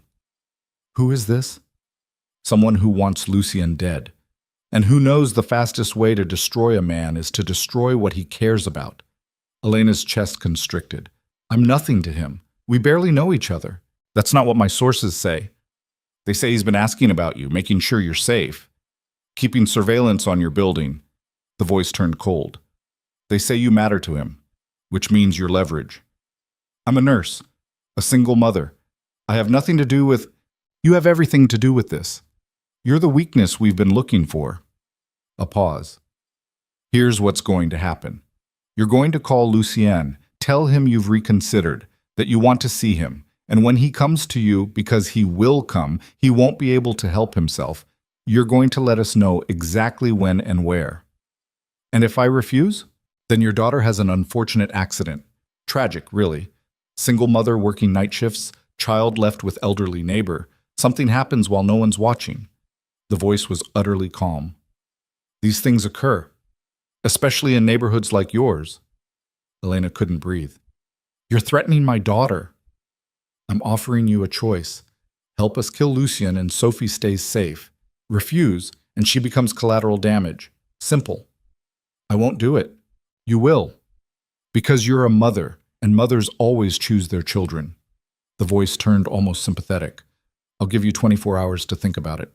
But Elena, don't make the wrong choice. We're watching. We know where Sophie goes to school. We know her teacher's name. We know which playground she likes.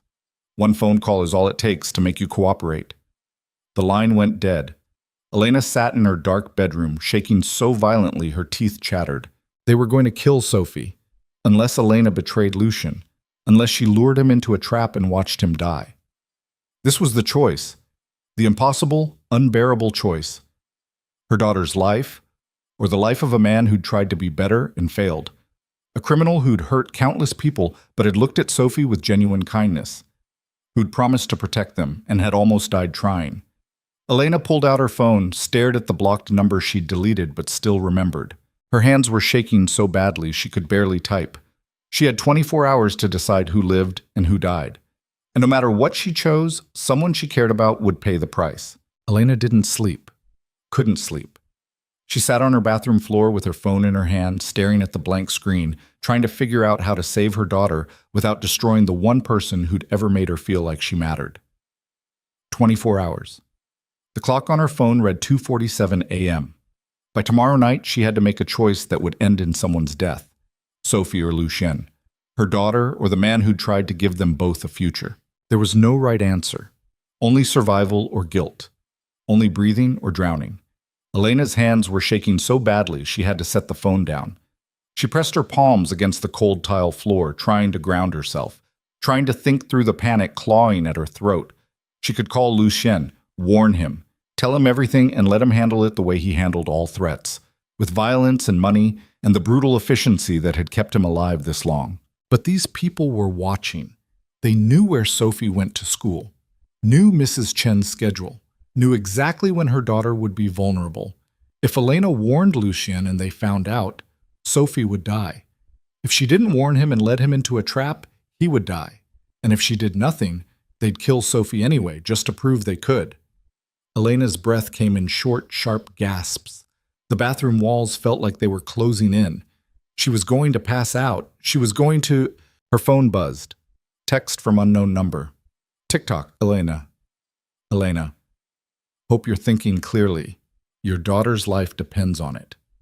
Attached was a photo. Sophie. Walking into Lincoln Elementary this morning. Pink backpack, braided hair, completely unaware that someone had been close enough to take this picture.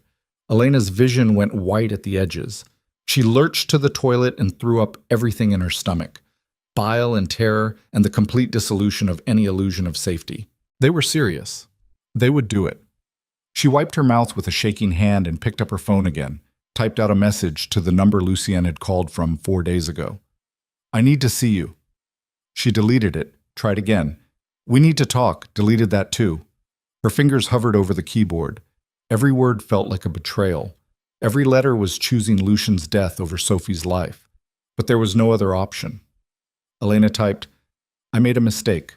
Can we meet? She hit send before she could change her mind. The response came in less than 30 seconds. When? Elena's chest constricted. He'd been awake, waiting, maybe hoping she'd reach out, maybe knowing she would. Tomorrow night. 8 p.m. My apartment. I'll be there. Simple. Direct. No questions about why she'd changed her mind or what had happened. Just immediate agreement. Because he cared. And now Elena was going to use that against him. She set the phone down and buried her face in her hands. This was wrong. Everything about this was wrong. But what choice did she have? Sophie was 5 years old, innocent, deserving of a life that didn't include her mother's mistakes. Lucien was a criminal, a killer, someone who'd built an empire on suffering. The choice should be easy. So why did it feel like Elena was tearing herself apart from the inside? Morning came too fast. Elena got Sophie ready for school like everything was normal, made breakfast, braided her hair, helped her find her favorite pink crayon for art class. Sophie was still having nightmares, but this morning she seemed better, humming while she ate her cereal, chattering about a field trip to the aquarium next month. Can we go see the penguins after school sometime? She asked. Maybe, Elena said, her voice hollow. You always say maybe. I know, baby. Things have been busy. You're sad again. Elena looked at her daughter across their tiny kitchen table. So perceptive. So aware of every shift in Elena's mood. Just tired. You're always tired. Sophie swung her legs under the table. Is it because of Mr. Lucien? Elena's breath caught. Why would you think that? Because you got sad after we visited him, and you keep looking at your phone like you're waiting for something. Sophie tilted her head. Do you miss him? It's complicated, baby. That's what you always say when you don't want to tell me the truth. 5 years old and already seen through every defense Elena had. Okay, yes, I miss him, but missing someone doesn't mean they're good for us. He was nice to me. I know. And he got hurt protecting us. I know that too. Sophie pushed her cereal around in the bowl. Are the bad people going to come back? Elena's blood went cold. What bad people? The ones with guns. At Mr. Lucien's house. Sophie's voice got very small. Are they going to find us? Elena crossed to her daughter and pulled her into a fierce hug. No, baby. No, I won't let anyone hurt you. I promise. You can't promise that. You're just a nurse. You don't have guns or bodyguards or anything. I have something better. I have you. And I will do anything to keep you safe. Sophie hugged her back. Even bad things? The question hit like a fist to the chest. What? If you had to do something bad to keep me safe, would you do it? Elena pulled back to look at her daughter's face. Where is this coming from? I heard you on the phone last night. You sounded scared, like someone was making you do something you didn't want to do. Sophie's eyes were too knowing. Are you in trouble, Mommy? Elena should lie, should protect her daughter from the truth. But Sophie deserved more than that. Yes, Elena said quietly. I'm in trouble, but I'm going to fix it. I promise. How? By being brave, and by making hard choices. Elena kissed Sophie's forehead. But you don't need to worry about it. That's my job. Your job is to go to school and learn about penguins and be 5 years old. Sophie didn't look convinced, but she nodded. Okay. Elena walked her to school, held her hand the entire way, scanned every face they passed, looking for threats, looking for anyone paying too much attention. At the school entrance, Sophie hugged her tight. I love you, Mommy. I love you too, baby, more than anything in the whole world. Even more than Mr. Lucien? The question made Elena's throat close. There's no comparison, Sophie. You're everything. He's just someone I met. But you care about him. That doesn't matter. You come first, always. Sophie seemed satisfied with that answer. She ran off to join her classmates, pink backpack bouncing. Elena stood outside the school until the last child disappeared inside. Then she pulled out her phone and sent a text to the unknown number. I'll do it. Tonight at 8 p.m. He's coming to my apartment. The response was immediate. Smart choice. We'll be watching. Make sure he comes alone. If he brings security, your daughter dies. If you warn him, your daughter dies. If you try anything clever, your daughter dies. Understand? Yes. Good. After it's done, walk away. Go back to your normal life. We'll make sure no one connects you to what happens. Elena wanted to throw up again. Instead, she typed, How do I know you'll keep Sophie safe after? You don't, but you also don't have a choice. 8 p.m. Don't fuck this up. Elena deleted the entire conversation, walked to the hospital in a daze, went through her shift like a ghost. Marlene asked if she was okay twice. Elena said she was fine both times. At 3 p.m., she got a text from Mrs. Chen confirming she'd pick up Sophie from school. At 4 p.m., another photo arrived from the unknown number. Sophie leaving school with Mrs. Chen. The message was clear. We're still watching. At 6 p.m., Elena's shift ended. She went home. Cleaned the apartment even though it didn't need cleaning. Made dinner she couldn't eat. Checked on Sophie, who was doing homework at the kitchen table. Mommy, you're acting weird, Sophie said. Just a long day. Are you sure? I'm sure, baby. At 7 p.m., Mrs. Chen left. Sophie took a bath. Elena read her a story. Tucked her into bed early. Why am I going to bed when it's still light outside? Sophie asked. Because Mommy has a friend visiting and you need your rest. Is it Mr. Lucien? Elena's hands clenched on the blanket. Yes. Can I say hi? Not tonight. You'll be sleeping. But I want to see him. I want to make sure he's okay. Sophie, please, Mommy, just for a minute. Elena's resolve cracked. We'll see. But only if you promise to go to sleep right now without arguing. I promise. Sophie closed her eyes obediently. Elena sat beside her bed until her daughter's breathing evened out into sleep. Then she went to her bedroom and opened her closet. Pulled out the envelope of cash she'd earned working for Lucien. Counted it. $37,000. Blood money. Payment for crossing lines she could never uncross. She took $5,000 and put it in her purse, left the rest in the closet. If tonight went the way it was supposed to, she wouldn't need it anymore. If it didn't, well, she wouldn't need it then either. At 7:45, Elena's phone buzzed. We're in position. Don't try anything stupid. At 7:55, another message from Lucien, 5 minutes out. Thank you for this. I know it wasn't easy. Elena stared at the message. Her hands were shaking again. She could still stop this. Could text him right now. Tell him it was a trap. Tell him to run. But Sophie was asleep in the next room.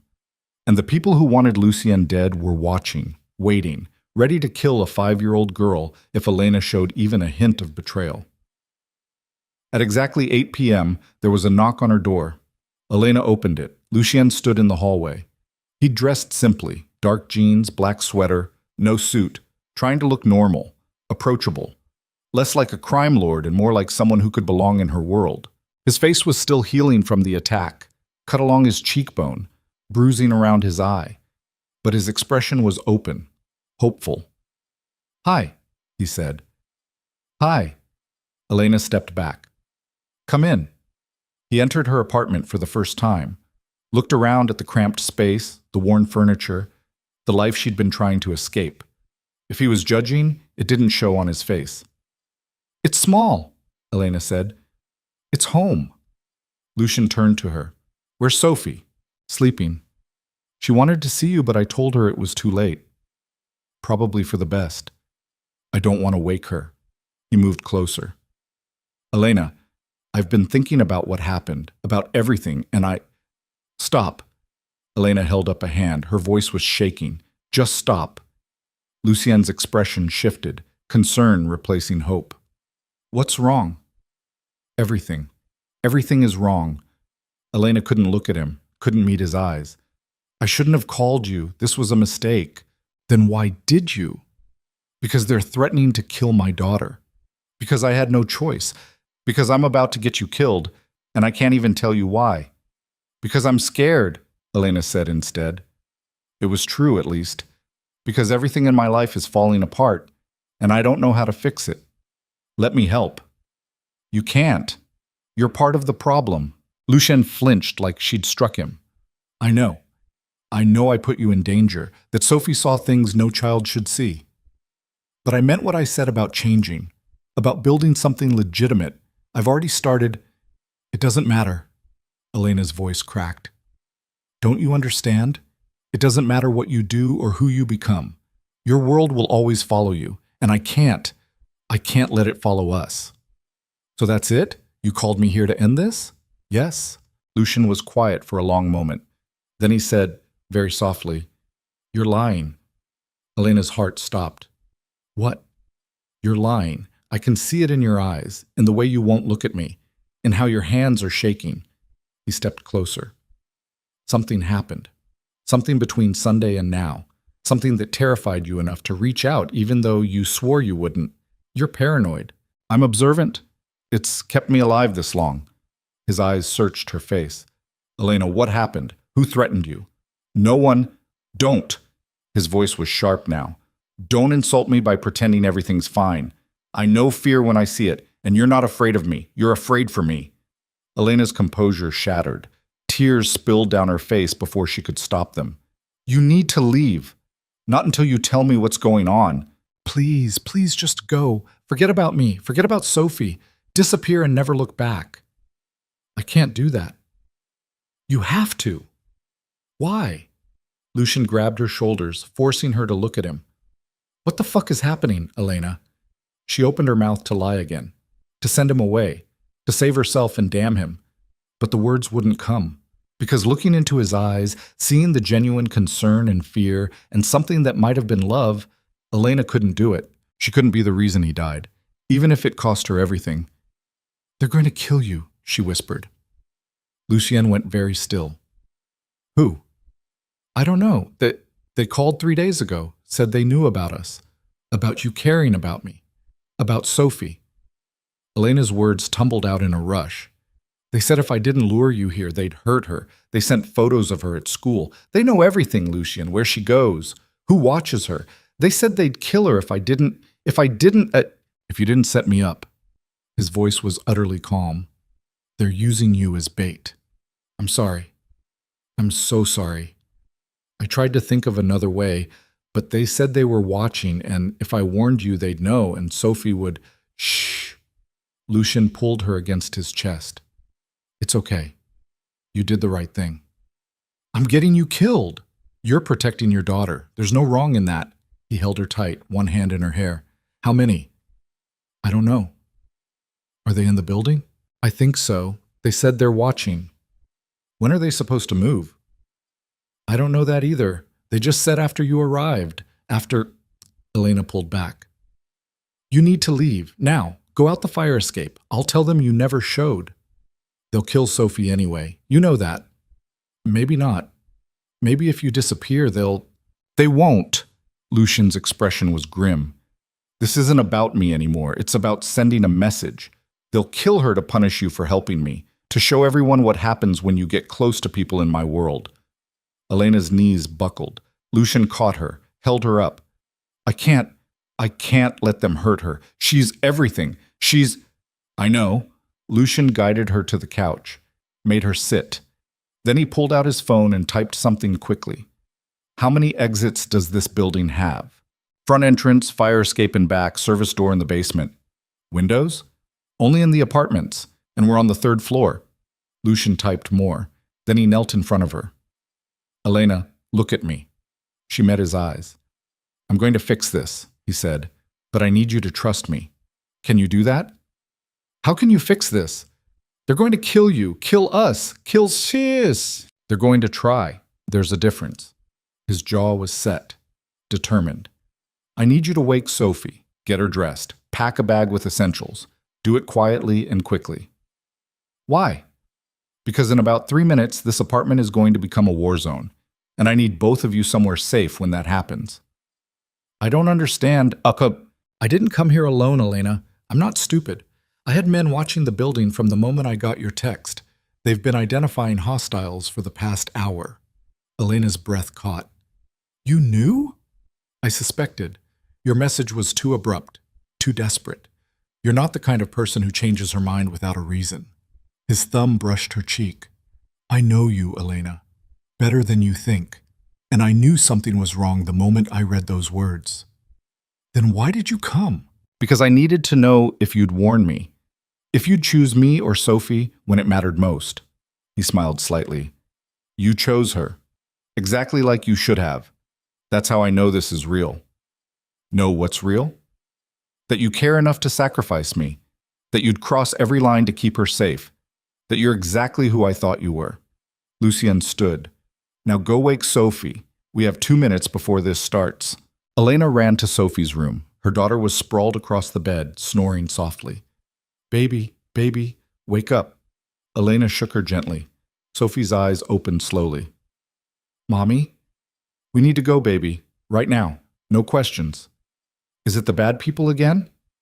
Yes, but Mr. Lucien is here. He's going to keep us safe. Sophie sat up, rubbing her eyes. Mr. Lucien's here?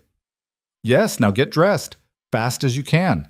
Sophie moved with surprising speed, pulling on her clothes while Elena grabbed a backpack and stuffed it with essentials. Clean clothes, Sophie's medications, important documents. Her hands were shaking so badly she could barely zip the bag.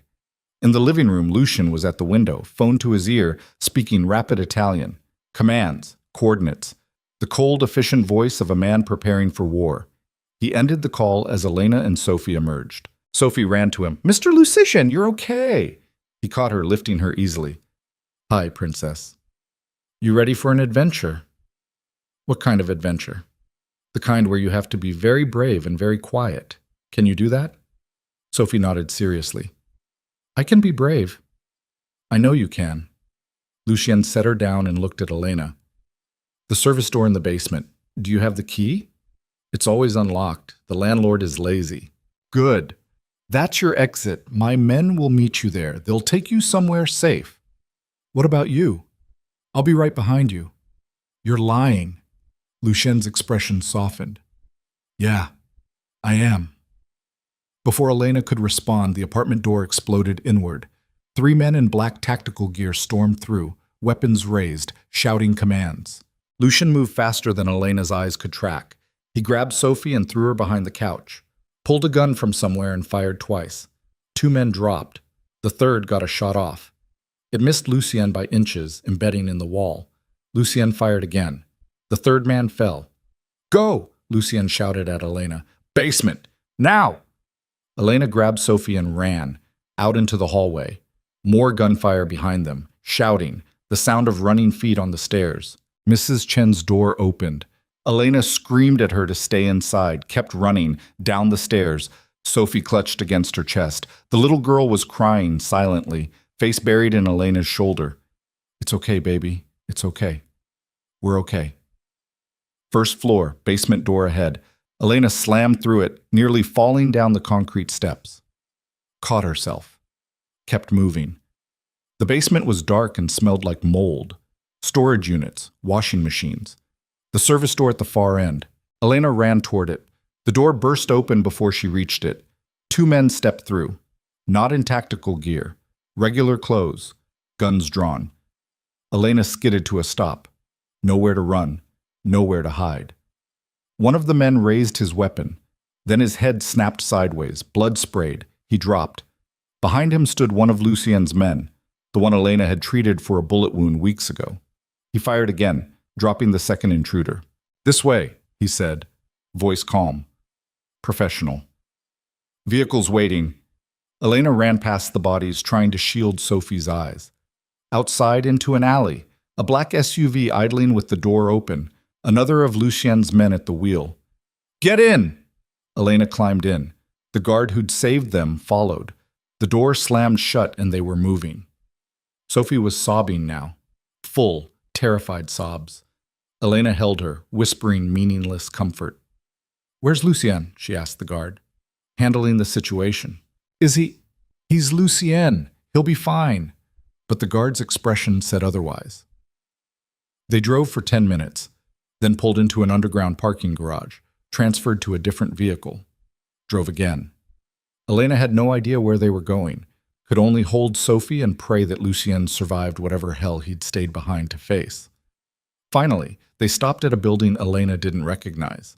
Luxury high-rise. Doorman. Security. Safe house, the guard explained. Top floor.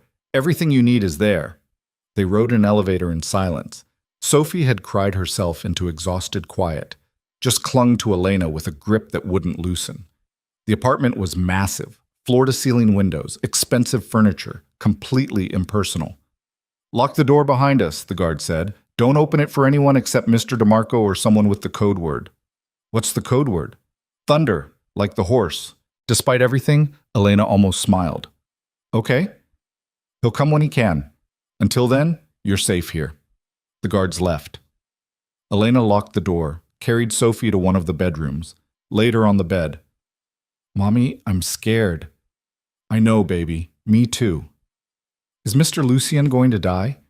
No. Elena tried to sound certain. No, he's going to be fine. Promise? I promise. Another lie. But what else could she say? She stayed with Sophie until her daughter fell into exhausted sleep. Then Elena went to the living room windows and stared out at Chicago's skyline. Somewhere out there, Lucien was fighting for his life, fighting for them.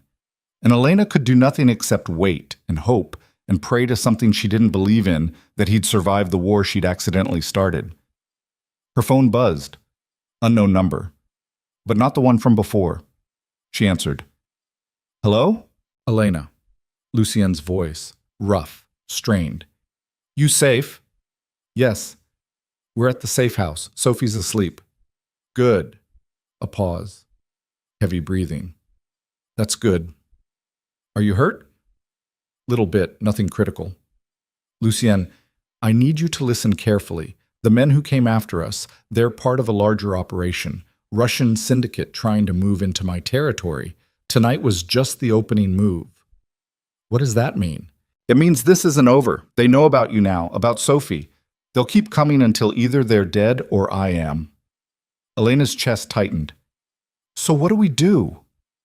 You stay there, under guard, until I end this. How long will that take? However long it takes. His voice dropped. Elena, I'm sorry. I'm so fucking sorry. I should never have dragged you into my world, should never have… Stop. You didn't drag me anywhere. I walked in myself.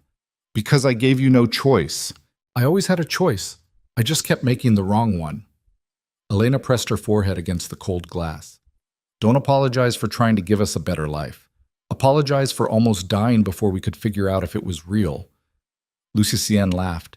It sounded pained. Fair enough. Are you really okay?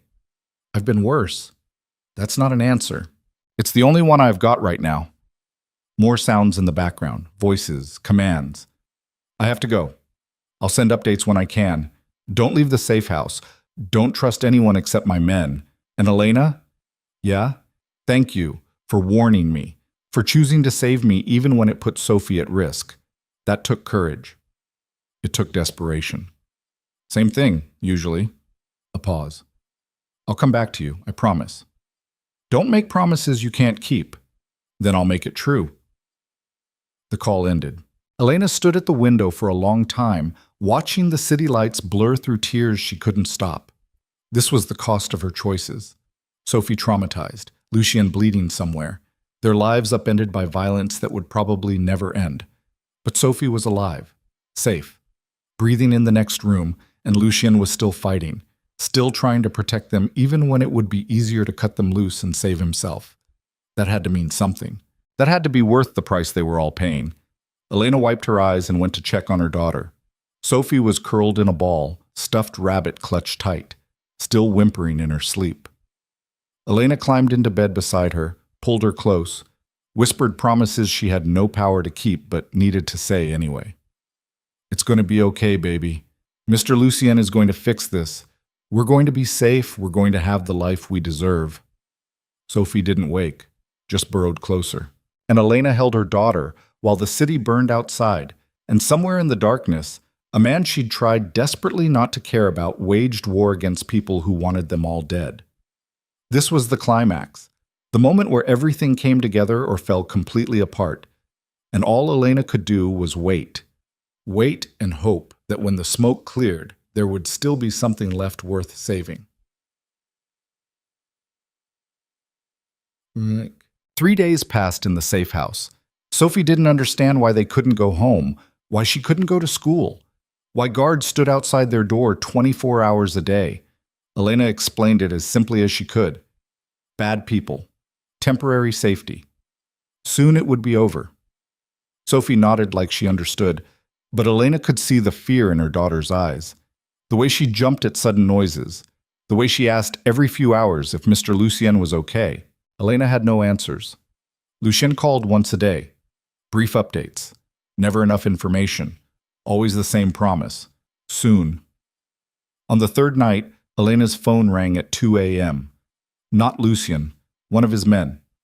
We need you, the voice said. Bring your medical supplies. We're sending a car. What happened? Mr. DeMarco is hurt. Badly. He's refusing a hospital. Says you're the only one he trusts. Elena's heart stopped. How bad? Bad enough that if you don't come, he might not make it through the night. I have my daughter. Bring her. Safer than leaving her anywhere else right now. The guard who'd been stationed outside their door came in. Ma'am, we need to move. Elena woke Sophie. No time for explanations. Just grabbed her daughter and her medical bag and followed the guards downstairs to a waiting SUV. They drove through empty streets. Sophie was half asleep against Elena's shoulder, too tired to ask questions. 20 minutes later, they pulled up to a warehouse. Different from the one Elena knew. Bigger. More secure. Armed men everywhere. Inside, the main floor had been converted into a command center. Maps on walls. Laptops. People shouting into phones. The organized chaos of war. One of Lucien's lieutenants met them at the door. He's upstairs, second door on the right. Elena carried Sophie up the metal stairs. The little girl had woken up now, eyes wide, taking in the guns and the blood-stained floors and the grim faces of men preparing for battle. Mommy, what's happening? Mr. Lucien needs help, baby. I need you to be brave. I'm scared. I know, me too. Second door on the right. Elena pushed it open. Lucien was on a makeshift medical table, shirt gone, blood everywhere. A man Elena recognized as the surgeon who'd done the emergency procedure before was working frantically, but the amount of blood on the floor said they were losing. Elena. The surgeon looked up. Relief flooded his face. Thank God. I need another pair of hands. Elena set Sophie down in the corner. Stay there, baby. Don't move. Then she moved to the table and assessed the damage. Gunshot wound to the abdomen. Another to the shoulder. Knife wound across his ribs. Multiple contusions. His face was gray. Pulse thready. Blood pressure crashing. How long has he been like this way? Elena demanded. 2 hours. We've been trying to stabilize him for transport, but he keeps hemorrhaging. He needs a hospital. He refuses. Says if he goes to a hospital, his enemies will find him and finish the job. If he doesn't go to a hospital, he'll die right here. Lucien's eyes cracked open, found Elena's face. Then I die here. Don't be stupid. Not stupid. Practical. He winced. They're watching every hospital in the city. I go in, I don't come out. You don't get medical attention, you don't come out either. Then save me. His hand found hers, gripped tight despite the pain. You've done it before. Do it again. Elena looked at the surgeon. Can we do this here? If we can stop the bleeding and get his pressure up, maybe. But Elena, the surgeon's voice dropped. I've done everything I can. If you can't figure out where he's hemorrhaging from, he's got maybe an hour. 1 hour. To save the life of a man who'd become impossible to imagine living without. Elena pulled on gloves.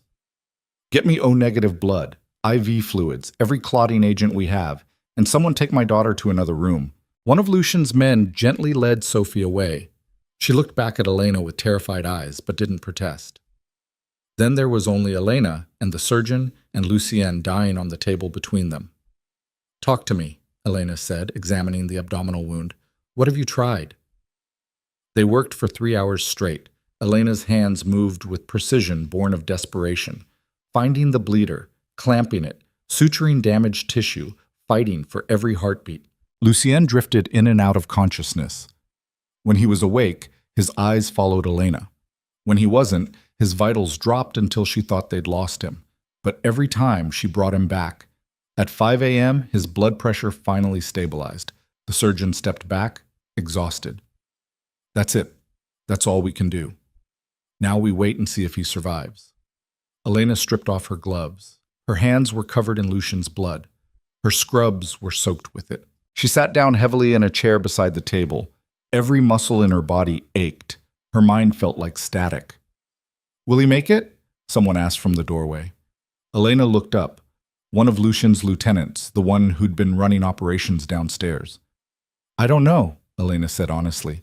The next 24 hours will tell. And if he doesn't, then you're on your own. The lieutenant nodded grimly. We've been preparing for that possibility. Good. Elena stood. Where's my daughter? Sleeping in the office next door. One of the women has been watching her. Elena went to Sophie, found her curled up on a couch, a guard's jacket draped over her like a blanket. The woman sitting with her stood when Elena entered. She cried for about an hour, the woman said softly. Then exhaustion won, poor thing. Thank you for staying with her. Of course. The woman paused at the door.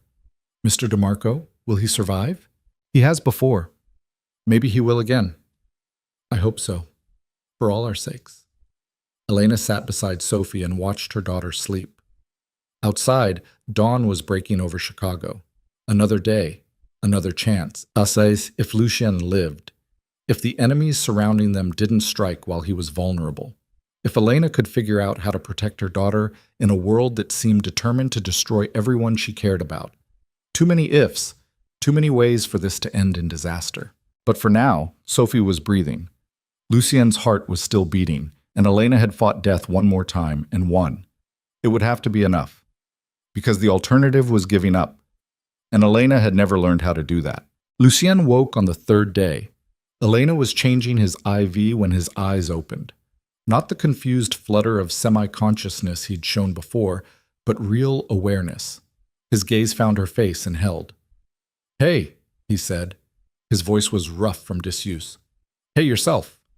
Elena checked his vitals, heart rate steady, blood pressure holding, temperature finally normal. Welcome back. How long? 3 days. You coded twice. Had a fever that nearly killed you. Bled through 4 units of O-negative. She met his eyes. You're lucky to be alive. Don't feel lucky. You look like hell. Thanks for the honesty. He tried to sit up and immediately gasped in pain. Don't move. Elena pressed him back down. You've got stitches holding your insides together. You rip them, and we start over. Lucien settled back against the pillows. Where's Sophie? Downstairs with Maria. She's been asking about you every hour. Asking what? If you're going to die. If the bad people are coming back. If we can go home. Elena's voice tightened. Normal 5-year-old questions. Lucien closed his eyes. I'm sorry. You said that already, 3 days ago, right before you passed out. Saying it again, for emphasis. Elena was quiet for a moment. Then she pulled up a chair and sat beside his bed. The surgeon said you refused a hospital even when you were dying. Said you'd rather die here than risk leading your enemies to you. That's accurate. That's insane. That's survival. Lucien looked at her. If I'd gone to a hospital, the Russians would have found me, would have finished what they started, and then they would have come for you and Sophie to tie up loose ends. So instead you nearly died on a table in a warehouse while my daughter cried herself to sleep in the next room. Yeah. His jaw tightened. That about sums it up. You're an idiot. I know. A reckless, self-destructive idiot who thinks he's invincible. I know that too. And I'm an idiot for caring whether you live or die. Lucien's expression softened. Yeah, you really are. Elena wanted to hit him, wanted to scream, wanted to do anything except feel the crushing relief that he was alive and talking and looking at her like she was the only thing anchoring him to this world. What happened? She asked instead. After we left, how did you end up like this? The Russians had more men than we anticipated, turned into a running battle through 3 buildings, lost 4 of my people, killed maybe 15 of theirs. He said it without emotion, just facts. By the time it was over, I'd been shot twice and stabbed once, but their operation in Chicago is finished. The ones who survived fled back to New York. And the ones who threatened Sophie? Dead. All of them. Lucien's voice went cold. I made sure of that personally. Elena should be horrified, should feel disgust at the casual way he discussed killing people. Instead, she just felt tired. So it's over? The immediate threat? Yes. But Elena, he tried to sit up again, winced, gave up. This is who I am, what my life is. There will always be another enemy, another threat, another war. It never ends. I know. So you understand why I can't ask you to stay. Elena was quiet. Then she said, What if I'm not asking for permission? Lucien's eyes widened slightly. What? You've spent 3 days unconscious. I've spent 3 days keeping you alive while simultaneously trying to explain to my daughter why the man who gave her piggyback rides is covered in blood and might not wake up. Elena leaned forward. I've had time to think about what I want, what Sophie needs, what we deserve. And what's that?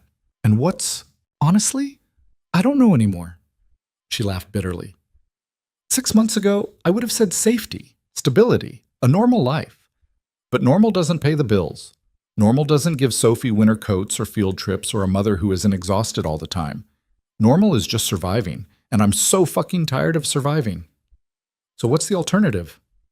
You, this, whatever insane life you're offering. Elena met his eyes. But on my terms, not yours. Lucien studied her face. What are your terms? First, Sophie's safety is non-negotiable. If there's ever a situation where she could be in danger, we leave. No arguments, no negotiations. She comes first. Agreed. Second, I want out of the medical work. I'll treat you when you need it, but I'm done patching up your men in warehouses. Done being your private surgeon. If you want my help, you go legitimate. Build something legal. Something Sophie can be proud of when she's old enough to understand. That will take time. Then take time. I'm not asking you to do it overnight. I'm asking you to try. Lucien was quiet for a long moment. Then he said, What's the third term? There is no third term, just those two. Sophie's safety and a future I don't have to lie about. Elena's voice softened. I know you're not a good man, Lucien. I know what you've done, what you'll probably keep doing, but I also know you looked at my daughter like she was precious, like she mattered, and that counts for something. It counts for everything. Lucien reached for her hand, gripped it despite the pain the movement clearly caused. I'll do it. All of it. Whatever it takes. Even if it means changing everything about your life? Especially then. His thumb brushed her knuckles. Because the alternative is losing you both. And I won't survive that. Elena believed him, saw the truth of it in his eyes. The desperate, terrified honesty of a man who'd spent his entire life building walls and was now tearing them down for two people he barely knew. Okay, she said quietly. Okay? Okay. We'll try. We'll figure this out together. Lucian pulled her closer, kissed her forehead with cracked lips. Thank you. Don't thank me yet. You might change your mind when Sophie asks you to play Tea Party for the 400th time. I'll wear a tiara if she wants. I don't care. Elena laughed. Actually laughed. For the first time in days, something in her chest loosened. You're ridiculous. I'm in love with you. Same thing. The words hung in the air between them. Elena's breath caught. What? I'm in love with you. Lucian said it simply, like it was the most obvious thing in the world.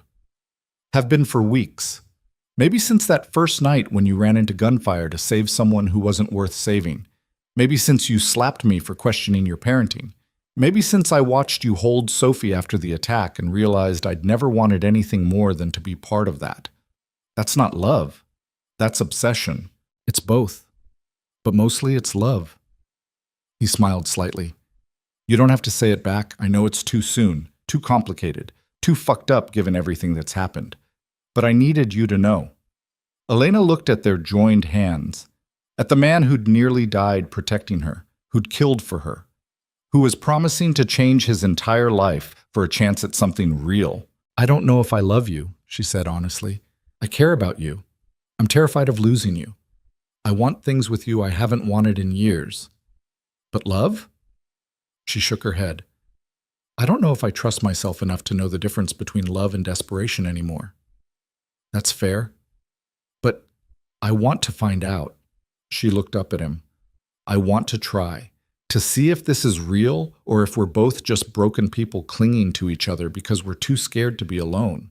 And if it's the second one, then at least we were honest about it. Lucian pulled her hand to his lips, kissed her knuckles. I'll take it. The door opened. Sophie peeked around the edge, Maria behind her. Is Mr. Lucian awake? Sophie whispered. He's awake, baby. You can come in. Sophie ran to the bed, stopped short when she saw all the bandages and tubes. Does it hurt? A little, Lucian admitted, but I'm okay. You don't look okay. You look like the people on Mommy's hospital shows. That's because your mom is taking very good care of me. Sophie climbed carefully onto the bed, avoiding his injuries with the careful precision of someone who'd been warned not to hurt him. I was scared you were going to die. I know, Princess. I'm sorry I scared you. Mommy said you were fighting bad people. Did you win? Lucian glanced at Elena. She nodded slightly. Yeah, he said. We won. Are the bad people all gone? The ones who hurt us are gone. But there might be others someday. That's why I need you to promise me something. Sophie looked at him seriously. What? If your mom ever says you need to leave fast or hide or do something that seems scary, you do it immediately. No questions, no arguments. You trust her, okay? Okay? Sophie thought about this, then asked, Are you going to stay with us now? If your mom says it's okay. Sophie looked at Elena. Can he stay, Mommy? Elena's throat tightened. Would you like that? Yes, he's nice, and he makes you smile more. He does, doesn't he? Sophie nodded, then she laid her head very gently on Lucian's chest, careful to avoid his wounds. I'm glad you didn't die.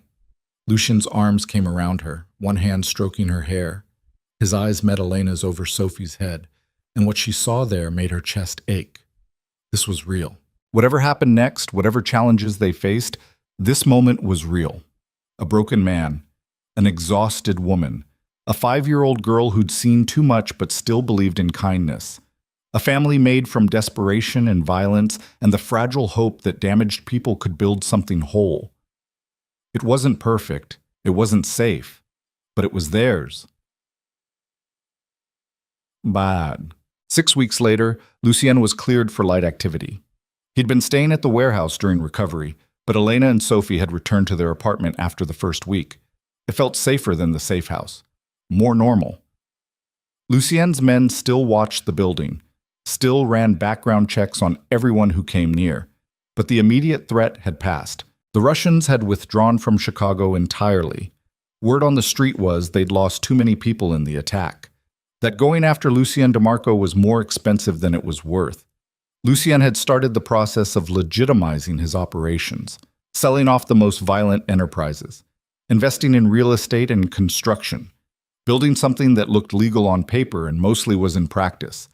It was slow, complicated, expensive, but he was doing it. For Elena, for Sophie, for the future he'd promised to build. Elena had quit her second job, the illegal one, kept her hospital position but dropped to part-time. The money Lucien paid her now came through a legitimate consulting contract, medical advisor to his security firm, legal, traceable, clean. It wasn't perfect. She knew where the money really came from, knew Lucien was still connected to people who did terrible things. But it was better than it had been, and better was something. On a Sunday in late January, Lucien picked them up for dinner. He'd been doing that lately. Family dinners, he called them. Taking them to restaurants or cooking at his estate. Sophie loved it. Loved having someone who asked about her day and helped with homework and made her laugh. Elena was still adjusting, still learning to let someone else carry part of the weight. They were at Lucien's estate, in the kitchen. Maria had made Sophie's favorite pasta. The little girl was chattering about a boy at school who'd pulled her hair. "What did you do?" Lucien asked. "I told the teacher." "Good. What did the teacher do?" "Made him apologize." "And did he?"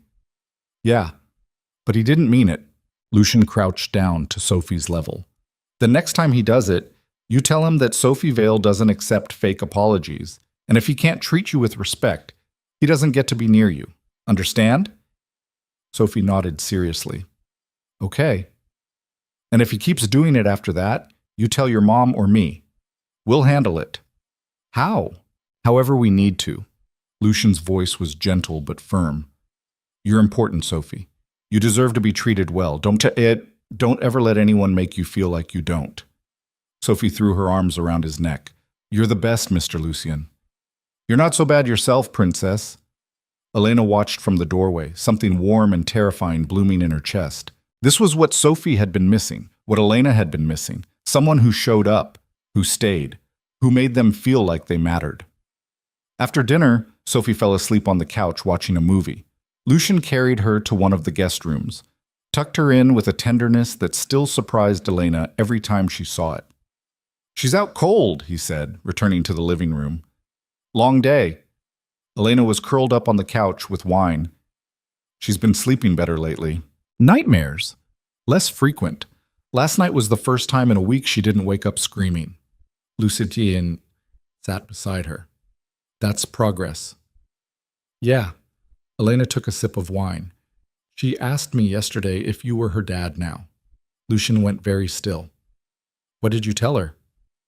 "That you're someone very important to us. That you care about her, that family doesn't always mean blood." Elena looked at him. She seemed satisfied with that answer. "And you? Are you satisfied with that answer?"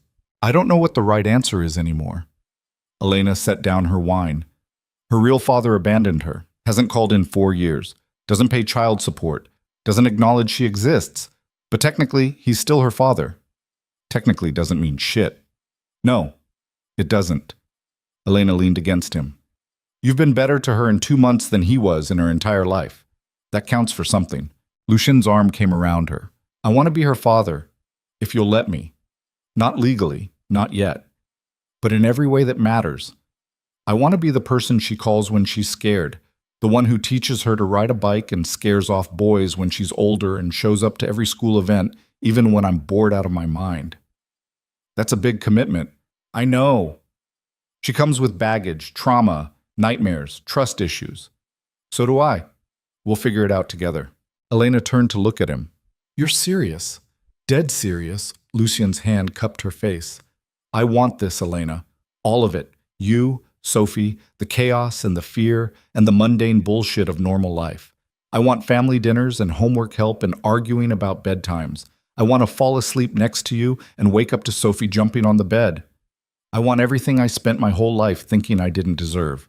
And if it's hard, if Sophie has a meltdown or I'm impossible to live with or we discover we're terrible at this, then we fight through it, together. His thumb brushed her cheekbone. I'm not going anywhere, Elena. I've killed for you, almost died for you. Walking away isn't an option anymore. Elena's eyes burned. I think I'm falling in love with you. Lucian smiled. Yeah? Yeah, I don't know when it happened. Maybe when you carried Sophie through the animal sanctuary? Maybe when you took 3 bullets protecting us? Maybe 5 minutes ago when you told my daughter she deserves respect? Elena's voice cracked. But it's happening, and it terrifies me. Good. I'd be worried if you weren't terrified. Lucian kissed her softly.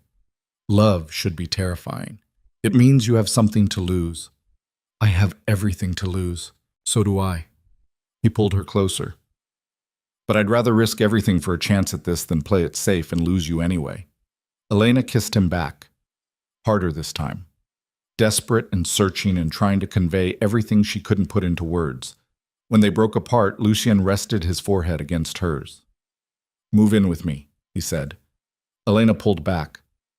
What? Move in. You and Sophie. Bring your stuff. Take over half the closet. Let Sophie pick whichever bedroom she wants and fill it with pink everything. Make this place feel like a home instead of a museum. Lucien, I know it's fast, I know it's crazy, but we're already doing this. You're here 3 nights a week. Sophie has clothes in the guest room. Your toothbrush is in my bathroom. We're just splitting time between 2 places and pretending we're taking it slow. We should take it slow, for Sophie. Sophie asked if I was her dad. She's already all in. The question is whether you are. Elena wanted to say no, wanted to pump the brakes, wanted to protect herself and her daughter from the inevitable disaster of moving too fast. But looking at Lucian, at the hope and fear and desperate sincerity in his eyes, she couldn't. Okay, she said. Okay, we'll move in, but slowly. We start with weekends, then add a couple weekdays, ease into it so Sophie feels stable. I can do that. And we need rules. About your work, about what she sees and hears, about... Lucian kissed her again. We'll figure it out, whatever you need, whatever keeps her safe and happy. You're insane. Probably, he grinned. But so are you for saying yes. Elena laughed, couldn't help it. We're going to be a disaster. Most likely. Sophie's going to have so much therapy in her 20s. We'll pay for the best. You're impossible. And you love me anyway. Elena looked at him, at the scars on his face from the attack, at the smile that transformed him from dangerous to human, at the man who'd been willing to die to keep her daughter safe. Yeah, she said softly. I really do. And 3 months later, Elena and Sophie officially moved into the estate. Sophie had picked the bedroom closest to Lucien's, filled it with stuffed animals and books and every shade of pink imaginable. She'd adjusted faster than Elena expected, treating the move like an adventure instead of an upheaval. Elena had been more cautious, testing boundaries, watching for signs that this was a mistake. But slowly, the estate had started feeling like home. Lucien had been true to his word. He'd continued divesting from his criminal enterprises, building legitimate businesses, creating distance between himself and the violence that had defined his life. It wasn't perfect. There were still threats, still enemies who remembered who he used to be, still nights when armed men patrolled the property because someone had made a move against them. But those nights were getting rarer, and the good days were starting to outnumber the bad. On a warm day in May, Lucian took them to the animal sanctuary. Sophie ran ahead to see Thunder, who whinnied in recognition and nuzzled her palm, searching for purple carrots. He remembers me, Sophie squealed. Of course he does, Lucien said. You're unforgettable. Elena watched them together. Lucien helping Sophie brush Thunder's mane. Sophie chattering about school and friends and whether they could get a dog. This was the life they'd built. Imperfect, unconventional, held together by determination and hope and the fierce belief that damaged people could create something beautiful if they tried hard enough. Lucien caught her watching. You okay? Yeah. Elena moved closer, slipping her hand into his. Just thinking. About? About how different everything is from a year ago. about how terrified I was that night in the parking garage, about how I thought accepting your offer would destroy me. Did it? In a way, the person I was then doesn't exist anymore. She's gone, replaced by someone I'm still getting to know. Do you miss her? Elena thought about it. Sometimes. She was simpler, safer, didn't have to worry about enemies or explain why bodyguards drive her daughter to school. But she was also drowning, working herself to death, watching her daughter grow up from a distance because she was too exhausted to be present. Elena looked up at him. This version of me is complicated and scared and making it up as she goes. But she's alive, really alive. And that's worth something. It's worth everything. Lucian pulled her close, kissed her temple. Thank you. For what? For taking a chance on me. For believing I could be better than what I was. For giving Sophie and me a future I didn't know I wanted until you walked into that parking garage and refused to let a man die. You're giving yourself too much credit. I was just doing my job. You were being you, brave and stubborn, and unwilling to accept that some people are beyond saving. His arms tightened around her. You saved my life that night. Not just physically. You gave me a reason to want something more than survival.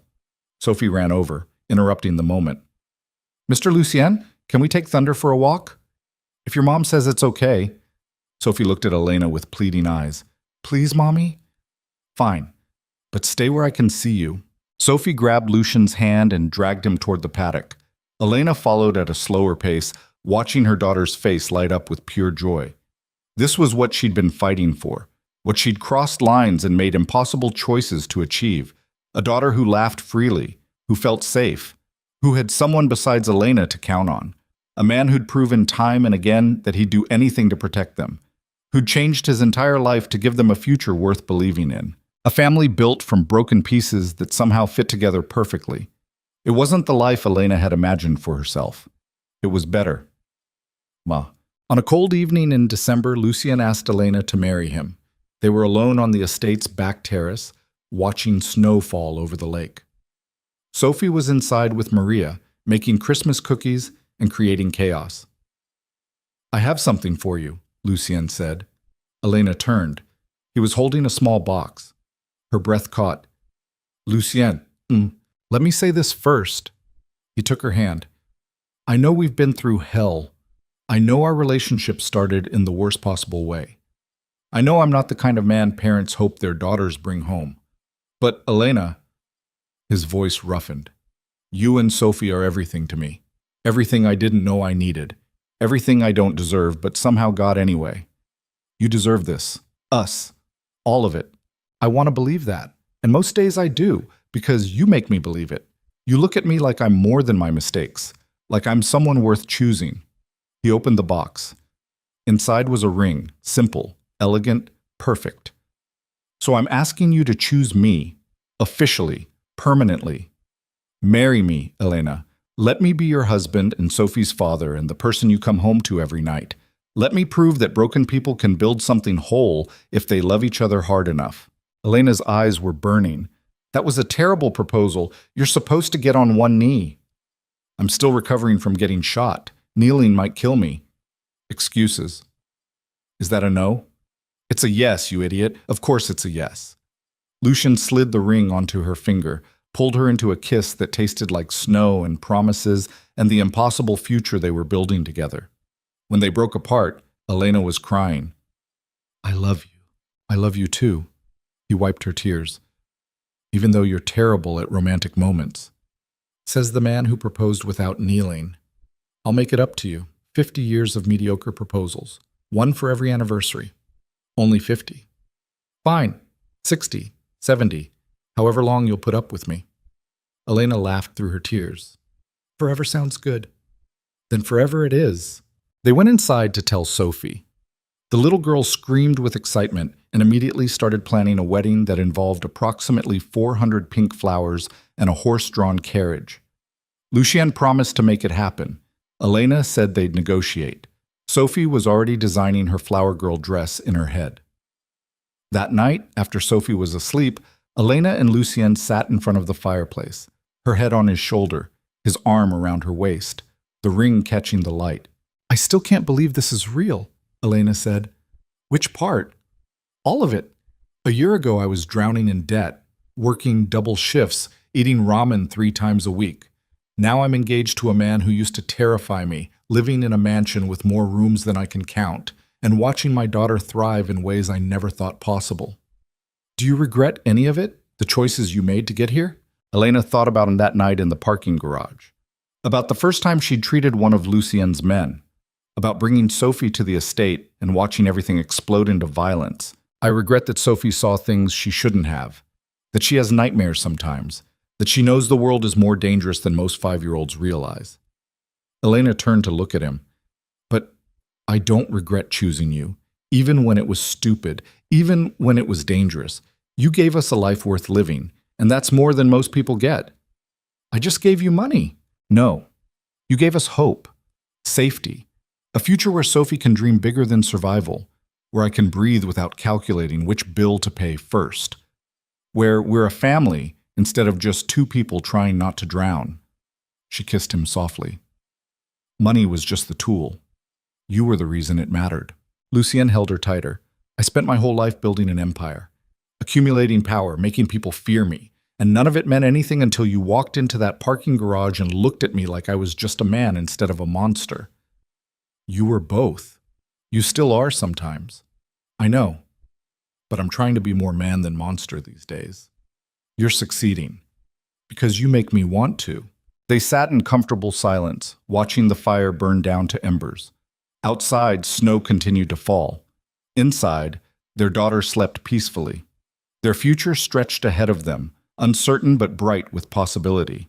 Elena thought about the journey that had brought them here, the desperation, the fear, the impossible choices that had somehow led to this impossible happiness.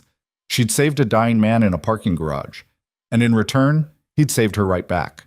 Not from poverty or danger or the crushing weight of single motherhood, but from the belief that survival was the best she deserved, that safety meant staying small, that love was a luxury she couldn't afford. Lucien had taught her different, had shown her that taking risks could lead to reward, that broken people could heal each other. That family was something you built, not something you were born into.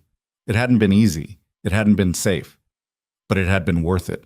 Every terrifying moment, every impossible choice, every line crossed and boundary shattered, all of it had led here, to this moment, to this man, to this life they'd fought for and earned and would keep fighting to protect. What are you thinking? Lucien asked. Elena smiled. That I'd do it all again. Every mistake, every risk, everything that brought us here. Even the parts that almost got you killed? Especially those parts. They taught me I was stronger than I thought. You're the strongest person I know. I learned from the best. She settled deeper against his chest. You saved my life, Lucien DeMarco. Pretty sure it was the other way around. No, you gave me my life back. There's a difference. Lucien kissed the top of her head. Then we saved each other. Fair trade. The best trade I ever made. They stayed there until the fire burned out completely, until the snow stopped falling, until the sky began to lighten with the promise of morning. And when they finally went to bed, climbing the stairs together to the room they now shared, Elena felt something she hadn't felt in years. Peace. Not the absence of struggle or danger or fear, but the deep, bone-level certainty that whatever came next, they would face it together. A nurse who'd learned to fight for more than survival. A criminal who'd learned to build instead of destroy. A daughter who'd learned that family meant showing up, not blood. They were messy, complicated, forged in violence and desperation and choices that should have destroyed them. But somehow they'd become something beautiful anyway. And that was the most dangerous thing of all. Not power or money or the ability to inflict pain, but love. Real, fierce, unbreakable love, the kind that made you braver than you had any right to be. The kind that made impossible futures feel within reach. The kind that proved, against all logic and reason, that broken people could build something whole if they refused to give up on each other. Elena had walked into a parking garage one rainy night, exhausted and desperate and certain her life would never be more than survival. She'd walked out with a future she never could have imagined, and every day since she'd been choosing it again, choosing him, choosing this life, choosing to believe that the best things often came from the hardest decisions. It wasn't perfect, it wasn't safe, but it was theirs, and that was more than enough.